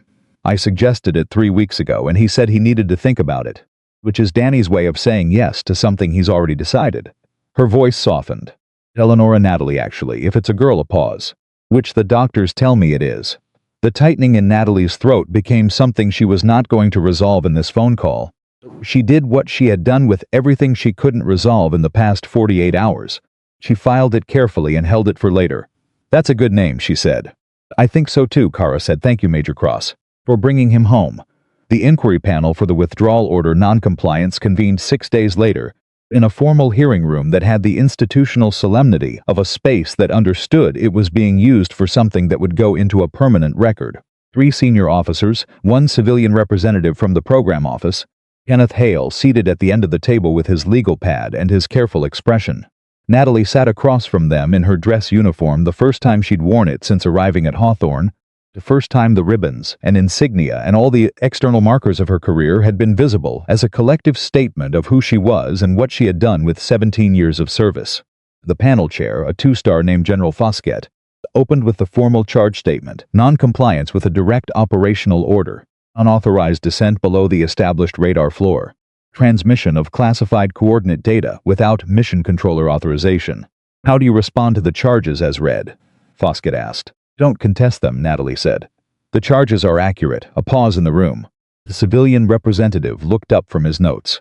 You are not contesting the findings, Foskett said. No, sir. I disobeyed the withdrawal order. The order was lawful. The mission controller had authority to issue it and proper grounds to do so. I disobeyed it anyway. She paused. I want to be specific about why, because I think the why is the only question that matters here. Foskett gestured for her to continue. 9 American service members were alive at the base of a ridge in hostile terrain, she said. The rescue team had been searching the wrong area for 11 hours. I had their exact coordinates. The transmission would take 11 seconds. The cost was exposure to the radar coverage risk to the aircraft. Risk to Danny Mercer, risk to me. She looked at the panel. I made the calculation that 11 seconds of exposure at the radar floor, with the evasion capability the XR-27 carries, was an acceptable risk to take in order to transmit coordinates that would likely save 9 lives. I made that calculation, I acted on it, and I accept the consequences of it. You could not know, the civilian representative said carefully, that the rescue team would reach those coordinates in time. No, she said. I couldn't. I also couldn't know that staying below the radar floor would not result in a second missile engagement. Certainty was not available. I made the best call I had on the information I had, and I stand behind it, even knowing what it cost Captain Mercer.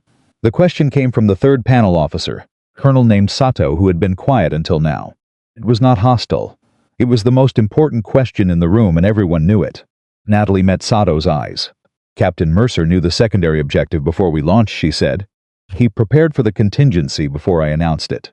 When I told him to prepare the transmission package, there was no hesitation. Her voice held. He is a full officer with full agency who made his own assessment of the situation and supported my decision. The decision was mine, and the weight of it is mine. But I will not allow the record to suggest he was a passive participant in a choice that was made over his objection. He was not. Sato wrote something, looked up. Is there anything you wish to add? She thought about it honestly. I would make the same call again, she said. I told the preliminary inquiry team the same thing. I want that on the formal record. Not because I don't respect this process, I do, but because I think this panel deserves to know who they're evaluating. I'm not a pilot who made an impulsive decision under stress. I'm a pilot who made a deliberate decision under stress, with full awareness of the regulations I was setting aside and full acceptance of the consequences of doing so. If the panel determines that officer warrants discipline, I will accept it without appeal. If the panel determines that officer's judgment is an asset worth preserving, I will serve accordingly. She paused. What I will not do is tell you I'm uncertain about the choice. Because I'm not. The room was quiet for a long moment. Foskett looked at his colleagues. He looked at Kenneth Hale. He looked back at Natalie. Major Cross, he said. Thank you for your candor. This panel will deliberate and issue findings within 72 hours. She stood. She came to attention. She held it for a moment in the silence of the room. In the uniform she had worn for 17 years. In the company of a decision she would carry for the rest of her career, regardless of what the next 72 hours produced. Then she walked out. Danny woke up on the 4th day. Not dramatically. Not with the sudden clarity of movie recoveries. Swam up from it the way the injured swim up in stages. Over the course of several hours, the consciousness returning in layers the way color returns to a landscape after a long fog. First the hand squeezes. Then the eye tracking, then, late on the 4th afternoon, in a room where Kara sat on one side and a neurology resident sat on the other taking careful notes. A voice broken, rough from disuse and the tube that had been in his throat, but unmistakably Danny Mercer's voice, carrying even in its reduced state the same quality it always carried: direct, specific, oriented toward the thing that actually mattered. Did we find them? Kara looked at the resident looked at his notes, because OC had made good on his promise and left the answer written in the chart.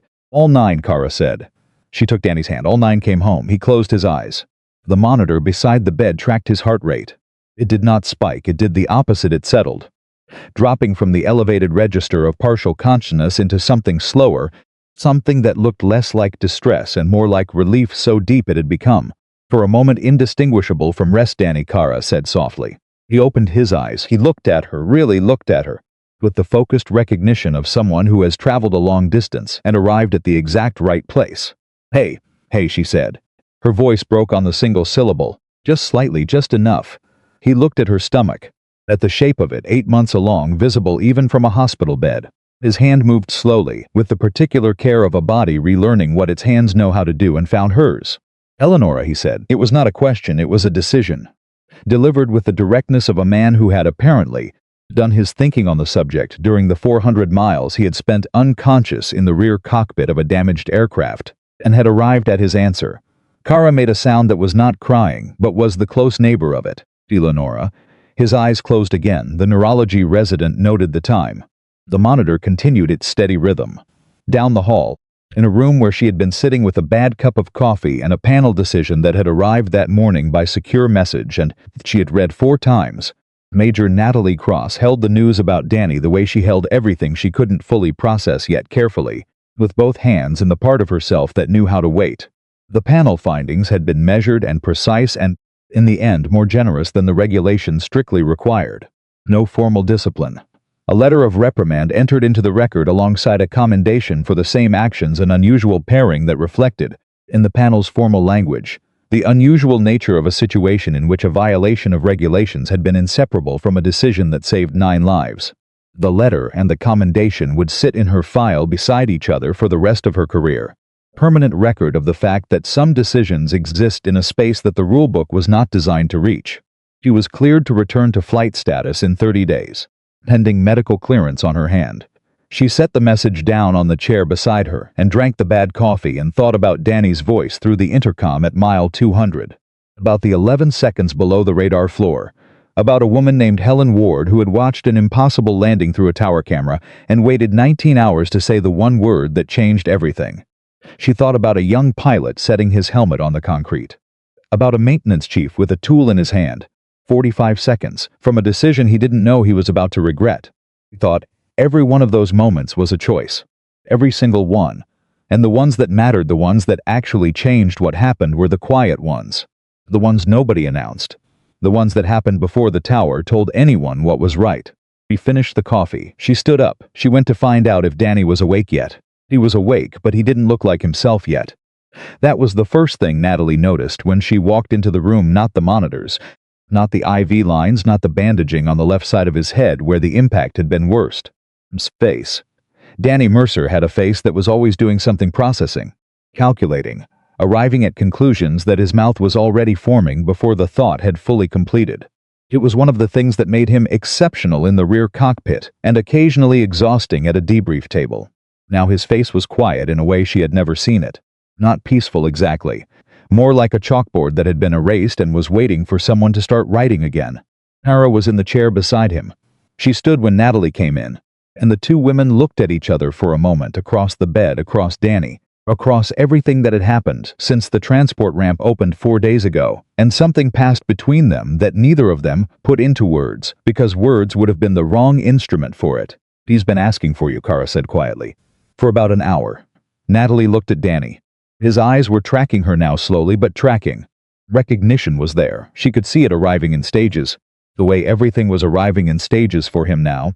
Working its way through the damage to find the pathways that were still intact. Hey, she said. She pulled the second chair to the bedside and sat down. You look terrible. His mouth moved. The sound that came out was rough and incomplete. The voice of a man whose throat was still negotiating the memory of a breathing tube, but the shape of it was unmistakable. You look worse, he said.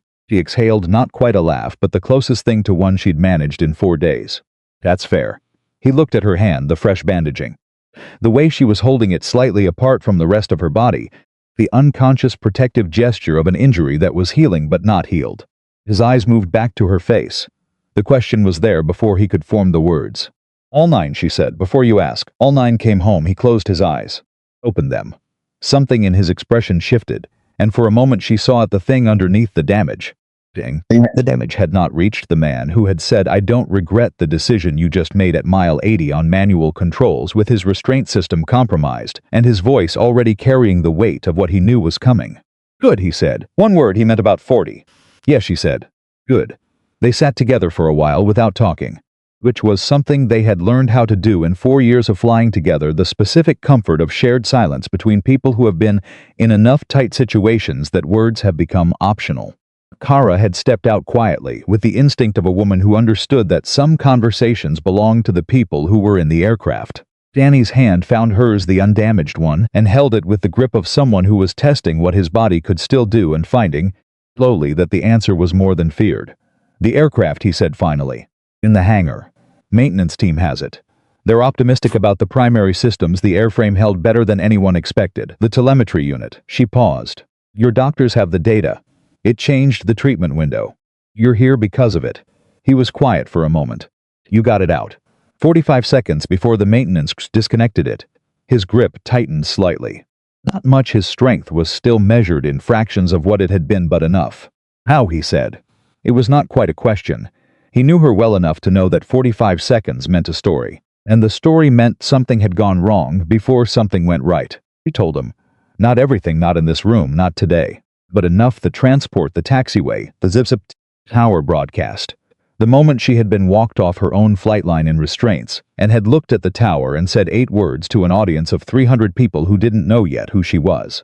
Danny listened with his eyes on the ceiling, the way he listened to debriefs completely, without interrupting, processing each piece before the next arrived. When she finished, the room was quiet. Zip ties, he said. Yes. In front of the formation, all of 1st Squadron and about 200 more. Another silence. Then, with the particular flatness that Danny reserved for things that genuinely offended him, going to need addressing. It's being addressed, she said. By whom? By the chain of command, properly, in the right order, through the right channels. She looked at him. He looked back at her. I wasn't going to do anything. You had a face. I always have a face. This was a specific face, she said. The one where you've already drafted the memorandum in your head and you're deciding which senior officer to copy. His mouth moved in something that was undeniably the beginning of a smile, the first one. The first real one, and it was crooked and incomplete and the most important thing she had seen in 4 days. The memorandum was very good, he said. I'm sure it was. She squeezed his hand once. Let the process work, and if it doesn't, then we'll talk about the memorandum. He accepted this with the particular grace of a man who has learned, over years of working alongside Natalie Cross, that she is almost always right about timing, even when he is right about substance. The process as it happened was working, though not without the friction that institutional accountability generates when it encounters institutional pride. Holloway's temporary relief of command had gone through official channels within 24 hours of the inquiry findings. What had not gone through official channels, and what Natalie learned about from Okafor's aide 3 days after her conversation with Danny, was what had happened inside 1st Squadron the day after the flight line incident. The story came to her in pieces, the way things always came to her in pieces from the base's informal information network, which was faster and more comprehensive than any official communication system. The full picture assembled itself over the course of a morning. The day after, while Natalie was still in the hospital and Holloway was still in command, technically, before the formal relief paperwork cleared, Captain Breslin had submitted his caution notation for Lieutenant Calloway into the training records system. Standard procedure. The notation cited pilot input error on the hydraulic anomaly. The maintenance finding that Dawson had forced had not yet been formally linked to Calloway's record. That linkage required a formal correction request, which required an officer of sufficient rank to file it, which required someone to decide that the correction mattered enough to start that process. Dawson had filed it himself as a 1st lieutenant, going around his direct superior's training notation, citing the maintenance record, requesting the correction in writing with his name on it, and no cover. Breslin had not responded well.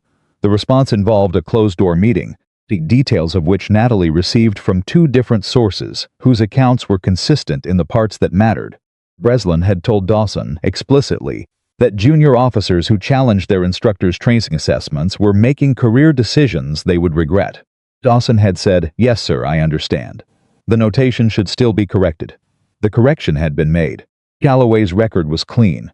Dawson had received an informal negative notation in his own training jacket that would need to be addressed before his next evaluation cycle. He had made the choice anyway. Natalie read the account and set it down and thought about what she had said to him. The distance between knowing what is right and doing what is right.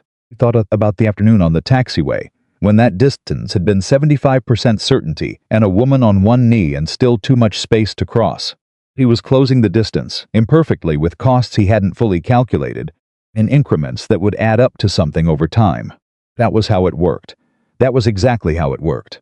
She was medically cleared for limited duty in the second week, which meant she could attend the formal inquiry, disposition briefing, which meant she was sitting in Okafor's conference room when Grant Holloway walked in for the first time since his relief of command. He wore his insignia this time, full uniform complete.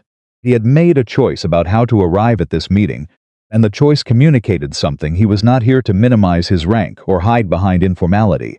He was here as the officer he was, with the record he had.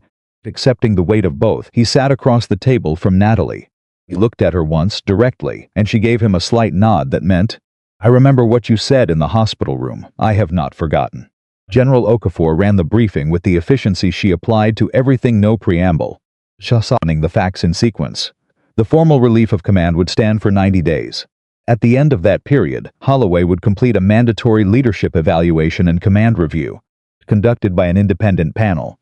The new verification protocol for unidentified or distressed personnel would be implemented at Hawthorne within 30 days and submitted to command for broader adoption within 60. Holloway would personally contribute to the development of the protocol's training component, not as punishment, Okafor specified, but because his experience of where the failure happened gave him a specific understanding of what the training needed to address. Holloway listened to all of it without expression. When Okafor finished, he said, "I accept these findings without appeal." "I know," Okafor said. "That's on record." A pause. Then Holloway said something that was not in the formal briefing agenda, something he had clearly decided to say in this room. In front of these people, with the record running, "I want to formally commend Major Cross's conduct during the inquiry process. Her statement to this command regarding the findings, the specificity of it, the distinction she drew between the initial security question and what followed that statement is more instructive than anything this inquiry produced on its own. I want that on record." Okafor looked at him steadily. "On record," she said. Natalie said nothing. She was looking at the table, at the grain of the wood, at the mundane surface of the institutional world that had managed, in the past 10 days, to be simultaneously the source of the worst and the most clarifying experiences of her career. She thought, this is what accountability looks like when it's real. Not clean, not comfortable, not resolved into a lesson that fits neatly on a slide. Just people in a room, telling the truth, bearing the weight of it, trying to do the next thing correctly. It was not satisfying in the way she might have imagined. Before this week that justice was satisfying, it was quieter than that. And in its quietness it was, she thought, probably more durable. The hardest conversation happened last.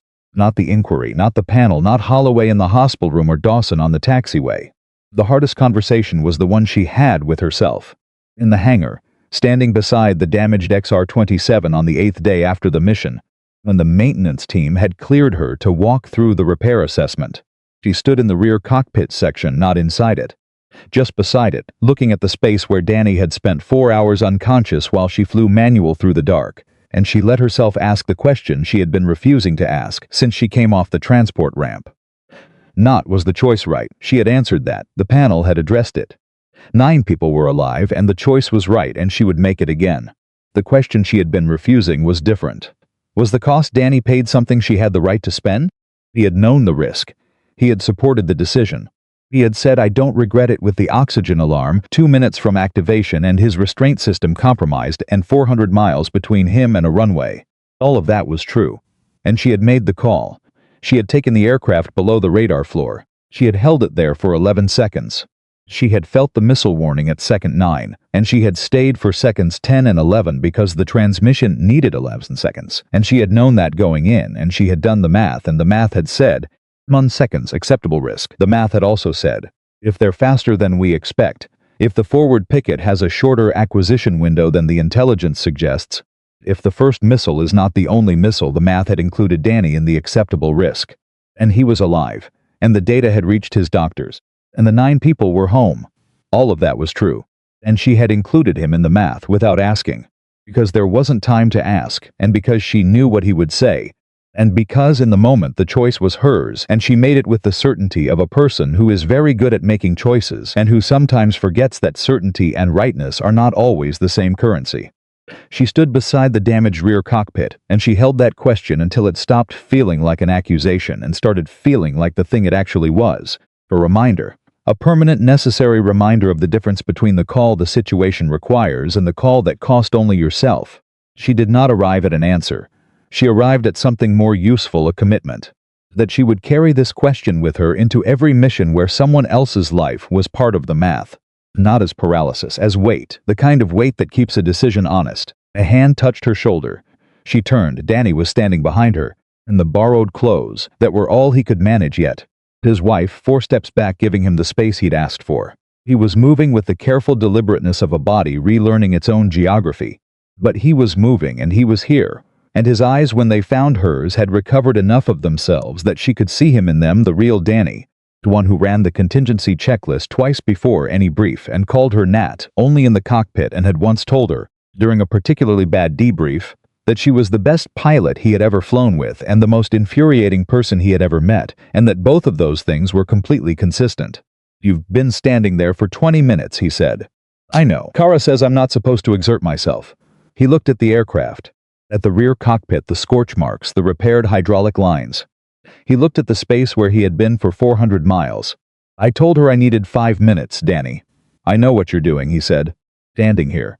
I know what question you're asking yourself." She was quiet. "I need you to hear something," he said. His voice was still rough, still carrying the residue of the tube and the damage. But it was his voice fully unmistakably his I was awake for some of it. Not most, but some. Around mile 300, I think. I couldn't respond, couldn't get my hands to work. But I could hear you. She looked at him. "You were talking to me," he said. "You didn't know I could hear. You were counting my breaths and telling me I had to tell Kara the name myself." His jaw tightened slightly, not with pain, with something else. "I need you to understand that in that moment, hearing you fly that aircraft and talk to me at the same time, I was not afraid. I was not in pain. I was listening to the best pilot I know bring me home, and I was not afraid." She held his gaze. She did not look away, though she wanted to. "The math included you," she said. She had to say it. She couldn't let him give her this without saying it back. "I know," he said. "I would have done the same math. And you know it, that doesn't, Nat." His voice was gentle and absolute, the way it was in the cockpit when he had the right answer, and he needed her to stop arguing and hear it. "Some choices get made in 11 seconds. You made the right one. I'm standing here. The 9 people are home. You can carry the weight of the math. You should carry the weight of the math. That's how it stays honest. But you don't get to carry it as guilt. That's not what it is." She looked at him for a long moment. At this man who had been in the rear seat for 4 years, who had run her checklists and managed her systems and said, "I don't regret it," with the missile warning active, who was standing in borrowed clothes in a hangar 8 days after a head injury to tell her something that he had apparently decided she needed to hear more than he needed to be in bed. "You're supposed to be resting," she said. "I'm very restful," he said. "This is what resting looks like for me." She almost laughed. The shape of it was there this time, more complete than before. He put his hand briefly on the fuselage, the same gesture she had made that night, sitting on the hangar floor after the medics took over. Then he dropped it. "Let's go," he said. "Kara's going to start timing me." She walked beside him out of the hangar, adjusting her pace to his without being obvious about it. The way you adjust to someone whose stride you have learned over years of being in the same space. The way the body knows how to match another body it has spent time alongside without the mind having to instruct it. Outside, the Nevada morning was the same as it always was, clear and dry and indifferent to the things that had happened beneath it. The flight line was running its normal operations. Aircraft on the pattern, maintenance crews at work, the sound of an institution doing what it does, continuous and unglamorous and necessary. Somewhere on that flight line, a first lieutenant flying with the specific knowledge that the gap between 75% certainty and action was a gap he was going to spend the rest of his career closing, one decision at a time.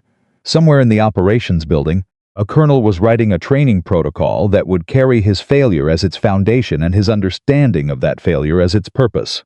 Somewhere in a file that would travel with Natalie Cross for the rest of her service, a letter of reprimand and a commendation sat beside each other in permanent testimony to the fact that some decisions live in the space where the rule book ends and the person begins. And here, in the morning light, a woman who had flown 400 miles on manual controls walked beside the man she had brought home. And neither of them said anything, because neither of them needed to, because some things are said completely by the act of walking together in the same direction. Kara fell into step on Danny's other side. She took his hand.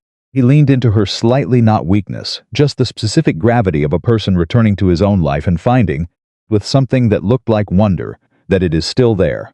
He looked at Natalie over Kara's head. "Eleonora Natalie," he said. "That's the order." "Eleonora first, obviously," she said. "I just want that on record." "Everything's on record," she said. "What you taught me. The real one." Fully this time, crooked and complete. The one that had been absent for 8 days and had returned, like everything else, imperfectly, and not all at once, and better for the waiting. 3 months changed things.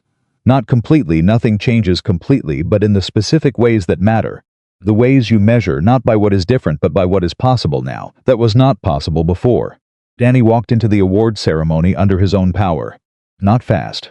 Not without effort. Kara stayed 1 step behind him the entire length of the corridor, close enough to catch without being close enough to suggest he needed catching, which was the precise calibration their marriage had developed over 3 months of rehabilitation that had demanded as much from her as from him. His left hand still moved with a slight delay when he asked it to do something quickly. Speech, fully recovered in content and clarity, occasionally lost a word mid-sentence and had to find it, which Danny handled with the particular grace of a man who had decided that impatience with his own recovery was an indulgence he couldn't afford.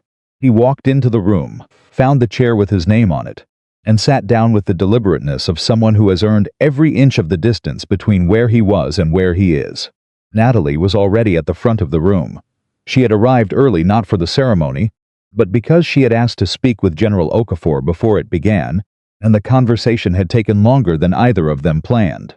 What Natalie had asked for was not what Okafor expected. "I don't want it centered on me," she said. It was direct, without preamble, the way she said everything that mattered. The commendation, the formal recognition. "I want the medical rescue crew on that stage. I want Helen Ward, I want the maintenance team, I want Danny." She paused. What happened on Operation Quiet Lantern was not a solo act. The award ceremony that treats it like one is telling the wrong story. Okafor had looked at her for a long moment. "The aviation commendation is specifically for the pilot action," she said. "Citation names you." "Then the citation should be expanded," Natalie said. "Or I'll accept it privately and we hold a different ceremony for everyone else. Either way, the people in that hangar, the people in that tower, the crew that came off that ridge, they stand up there with me or the whole thing misses the point." "Some would say you're being unnecessarily humble," Natalie said. "I'm not being humble, I'm being accurate. Humble would be pretending I didn't do what I did. Accurate is acknowledging that what I did was one part of something larger." She looked at Okafor steadily. "Story the ceremony tells matters. It tells junior officers what this institution values." "I wanted to tell the right story," Okafor had said. "Me 20 minutes. 20 minutes became 40. The ceremony program was reprinted, the stage was reset. Several officers who had planned to be in the audience found themselves being handed revised speaking roles with approximately 2 hours of notice, which produced a range of reactions from bewildered to deeply moved. Natalie knew none of this when she walked to her seat. She found out from Okafor's aide 30 minutes before the ceremony began, in a whispered summary that covered the program changes and ended with, "General says to tell you it's the right call." She nodded. She sat down. She looked at the room filling around her, the pilots, the maintainers, the tower crew, the medical rescue team seated in the front row in their dress uniforms. 9 people who had spent 48 hours at the base of a ridge and who had been, for the majority of that time, entirely unaware that an aircraft they never saw was flying illegal coordinates to a rescue team that was looking in the wrong valley. And she felt something that she had not felt in 3 months of inquiries and debriefs and medical clearances and protocol development meetings. She felt quietly and without drama that the right people were in the room.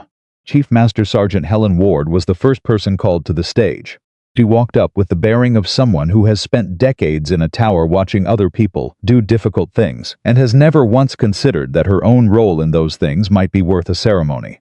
She stood at the microphone and looked at the audience and said, in the voice that Natalie had listened to through static and failing comms for 4 hours on the worst night of her career, "I want to be clear about one thing. What I did that morning on the flight line broadcasting on all frequencies."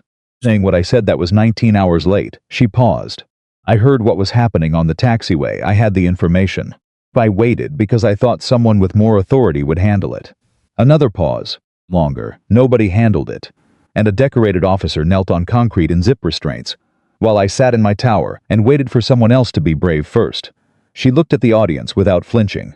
"Don't do that. Whatever you take from this ceremony, don't do that." The room was very quiet. Natalie looked at her hands. Ward continued. What I'm proud of, the only part I'm proud of, is that I stopped waiting. Late. But I stopped. She looked toward where Natalie was sitting. Brought that aircraft home. All I did was say her name. She stepped back from the microphone to applause that was not polite ceremony applause, but the kind that comes from people who have heard something true. Rescue crew came next, their lead.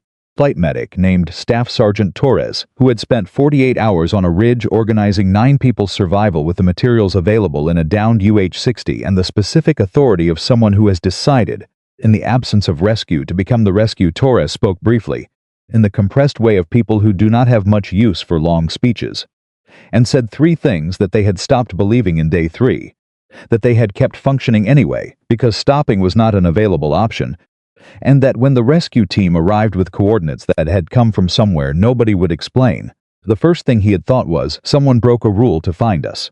I don't know what rule, Torres said. I don't know what it cost. But I know someone broke it, and I'm standing here because they did. He paused. That's all I wanted to say. Master Sergeant Callis, the maintenance chief, who had been 45 seconds from disconnecting the telemetry unit, did not speak. He had declined the speaking role when Okafor's aide called him, saying he wasn't much for ceremonies. He sat in the 3rd row in his dress uniform, and when Natalie's eyes found him during the program, he gave her a short nod that communicated, with the economy of a man who has spent 22 years fixing things that other people break, everything that needed to be communicated. She nodded back. Danny spoke last before Natalie, and what he said was not what he had written. Kara told her this afterward, that he had prepared remarks, careful ones, that he had worked on during evenings in the rehabilitation facility, when his hand was finally cooperative enough to hold a pen. He had folded those remarks in his jacket pocket that morning. He had touched them twice during the ceremony. He had not taken them out. She stood at the microphone and looked at the room and said, I was unconscious for most of the part of this story that people want to talk about. So I can't tell you what it felt like to be in that aircraft for 400 miles. I can tell you what it felt like to wake up. He looked at Kara, briefly, then back at the room. The first thing I heard was my wife's voice. The first thing I asked was whether the crew had been found. The first thing she told me was all 9. He stopped for a moment, steadying something. I want you to understand something about the pilot I fly with. She did not tell me about the flight line. She did not tell me about the taxiway or the restraints or the tower broadcast. Told me about the 9 people. That's who she is. That's the thing the ceremony can't give her and can't take away. He paused. The rest of the story, all of it starts from that. He stepped back. The applause this time was not organized. It was the sound of a room full of military professionals losing their composure in the specific way that military professionals lose composure, not weeping, not dramatic, but the particular unguarded quality that appears on faces when something true has been said in public and the professional mask is momentarily insufficient to contain the response to it. Natalie stood up. She had not prepared remarks either. She had thought about it, had sat at a desk 3 different evenings with a blank page, and eventually concluded that whatever she wrote would be the wrong thing, because the right thing was not something she could prepare in advance. It would have to arrive in the moment, the way the best decisions arrived, from the intersection of everything she knew and everything the moment required.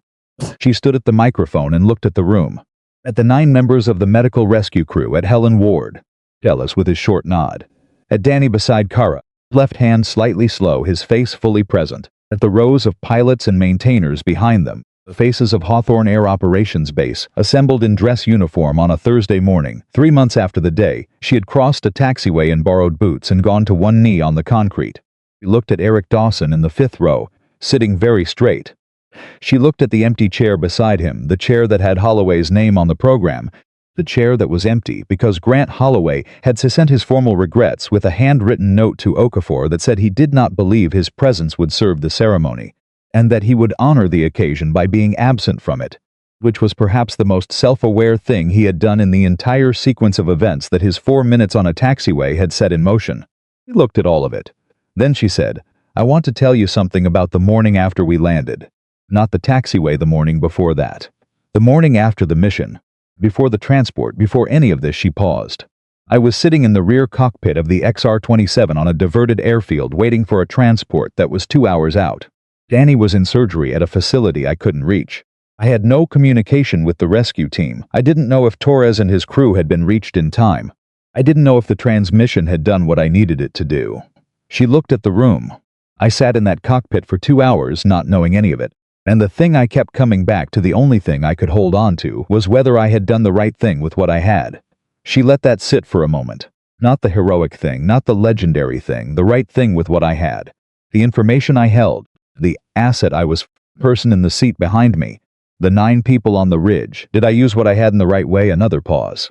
I'm still not completely certain, and I think that uncertainty is supposed to be there. I think the day I'm completely certain about a decision that costs someone else something is the day I've stopped taking the cost seriously. She looked at Dawson. There's a first lieutenant in this room who knew something on a taxiway 3 months ago and didn't act on it fast enough. He knows who he is. I want him to know that I'm not telling this story to shame him. I'm telling it because what he did afterward, the decisions he made in the following weeks, costs he accepted, that's the story. The silence on the taxiway is the beginning. What he did with the weight of it afterward is the point. She looked back at the room. We don't become people of integrity in the moment. We become them in the accumulation of small decisions, most of which nobody sees, most of which cost something, none of which announce themselves as defining. She took a breath.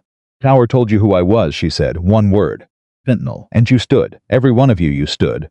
And it was the right response. And I'm not diminishing it. But I want to ask you something, and I want you to carry this question with you. Not answer it now. She looked at the rows of faces. Before the tower spoke, in the seconds before you knew who I was, what were you going to do? Were you already moving? Were you already uncomfortable enough with what you were seeing to act? She paused. Because the tower is not always going to tell you. In your career, in your life, on whatever taxiway you find yourself standing on, the tower is not always going to broadcast the name of the person in front of you. You are going to have to recognize them yourself. You are going to have to act before it's safe to act. She looked at the room. Stand when someone has no voice. Stand when the room is laughing. By the time the tower tells you who deserves respect, you may already be too late. The room was silent. She stepped back from the microphone. The commendation went into her file alongside the letter of reprimand, exactly as the panel had ordered, exactly as she had accepted without appeal. 2 documents, opposite in character, permanent in the record, testifying to the specific truth that some decisions cannot be evaluated in a single dimension, that the same action can be simultaneously a violation and a vindication, and that the institution's job is to hold both without collapsing one into the other. She signed the receipt form in Okafor's office after the ceremony, with the general present and Brewster from JAG making the notation in the file. She signed it with her left hand, the injured one, healed now, but carrying a scar along the palm where the manual override lever had done its work, and Okafor watched her sign and said nothing, because nothing needed to be said. The verification protocol was published to all installations in the command 6 weeks after the ceremony, under the title it had been given by the working group, the Distressed Personnel Verification Standard. It did not carry Natalie's name. It did not carry Holloway's. It was named for the function it served and the gap it filled, which was exactly as she had wanted it. Holloway came back to a reduced command role on the 91st day, after completing his evaluation and his review and 6 weeks of contributing to the training component of the protocol, 6 weeks of sitting in rooms with junior officers and telling them, from personal experience, exactly how the distance between a legitimate security question and a public humiliation gets crossed, and exactly what the crossing costs, and exactly what it looks like from the inside when you are performing certainty you don't have for an audience that makes the performance feel necessary. He was not the same officer who had stood on the taxiway. He was not trying to be. The thing that had changed was not his competence had never been in question. The thing that had changed was his relationship to uncertainty. He had spent 17 years treating uncertainty as something to eliminate or conceal, because uncertainty in front of subordinates felt like weakness, and weakness felt like the beginning of lost authority. What 3 months of inquiry and evaluation and writing training materials from the inside of his own failure had taught him was that the opposite was true. The officers who could say, "I don't know, let me find out," were the ones whose authority was actually durable, because their authority was built on accuracy rather than performance. He didn't say this to Natalie directly. He said it in a training session that she attended as an observer, sitting in the back of the room, listening to him tell 30 junior officers the story they already knew from the outside. He listened to him tell it from the inside, and the inside was different, smaller, more specific, more human, and when he was done and the room was quiet, she thought, that is what accountability sounds like when it has finished grieving itself and started becoming useful. She did not approach him afterward. She didn't need to. Everything that needed to be said between them had already been said, in a hospital room with no insignia and no audience, which was the right setting for it. Eleanora Natalie Mercer was born on a Tuesday, 11 days after the ceremony. Danny called from the hospital at 340 hours, which was the middle of the night, which he did not apologize for because he knew Natalie would be awake. She was in fact awake. She had been for an hour. For no reason her body was willing to explain, sitting in her quarters with a cold cup of coffee, and the specific restlessness that had been visiting her at odd hours since the mission, and that her flight surgeon said would pass in time, and that she meant it to simply live alongside until it did. He answered on the first ring. 7 pounds 4 ounces, Danny said. His voice had the quality she had never heard from him before, not the dry precision of the debrief, not the focused calm of the cockpit, not even the rough warmth of the hospital room. Something new. Something that sounded like a man encountering a version of himself he didn't know existed until this moment. She has Kara's eyes. She has my... He stopped. Actually, I don't know what she has. She's 11 minutes old. But she's here. Nat, she's here. Natalie held the phone and did not say anything for a moment. She thought about the intercom at mile 80, the name she suggested. She thought about the conversation she'd had with Kara late on a night when Danny was still unconscious and the hours were long and the outcome was still a variable. She thought about standing in the hangar beside the damaged rear cockpit, asking herself the question about the math and Danny's hand on her shoulder, and what he had said, you can carry the weight of it, but not as guilt. Tell me she's healthy, Natalie said. She's perfect, Danny said. She's absolutely Nat. He stopped again. She could hear him collecting himself, which was something she had never heard Danny Mercer need to do. And the need for it was not weakness. It was the evidence of a man who had arrived at the exact outer boundary of what his composure was designed to contain. She's perfect, he said again more quietly. Tell Kara, Natalie said. Tell Kara, I said. She stopped. Tell her she was right about the name. Danny laughed. It was a short, slightly broken, entirely real laugh. I'll tell her you said that. She'll say she knows. She will, Natalie said. Go be with them. Yeah, pause, Nat. I know, she said. No, He stopped one more time, and this time what came through the silence was not the search for words but the recognition that some things don't require them, that 4 years of a cockpit and 1 night of 400 miles and everything that came after had built a kind of shorthand between them that was more complete than language. Yeah, he said. Okay, I know you know. He hung up. She sat in the dark with the phone in her hand in the specific silence of 340 hours on a military base in Nevada. And she let herself feel all of it, the relief that had been waiting 3 months for permission to arrive completely, the grief for the cost of the mission that she had agreed to carry as weight rather than guilt, the particular complicated love of a person for someone whose life they have been responsible for and returned intact, and the quieter thing beneath all of it, the thing that didn't have a clean name, gratitude that she was still here to feel any of it. She sat with it until it had finished moving through her. Then she got up, poured out the cold coffee, made a fresh cup, went back to the desk where she had been working. Before the restlessness woke her, on the curriculum for the program she was building. Program did not have a name yet. That was deliberate. She had resisted every suggestion from the administration. Because she had learned from the verification protocol that names matter, she did not want to name something before she knew exactly what it was. What it was in practice was a course for pilots returning from traumatic missions. Not a trauma program, not a psychological intervention. She had routed those questions to people with the actual credentials to answer them, which was the first and most important thing she had done in building the curriculum, identified the boundaries of her own expertise, and found people who could fill what she couldn't. What she could fill was the specific gap that no clinical program addressed, the operational psychology of the return, the moment the engines stopped. The moment the debrief ended and the mission was over, and you were still running on the adrenaline of a decision that had already been made, in a body that had not yet received the information that the emergency was finished. She had learned this from her own experience and from the conversation she'd had, in the 3 months since the mission, with pilots who had been through things that had left marks, the way her palm scar had left a mark visible if you knew where to look, permanent, belonging to the person who carried them, rather than the aircraft that had caused them. Landing the aircraft is not always the end of the emergency. She had said this at the ceremony, and she believed it, and the curriculum was the practical expression of that belief. She worked on it until 600. Then she filed the night's work, put on her flight suit, and went to the flight line. 30 days after the ceremony, Natalie Cross was medically cleared for full flight status.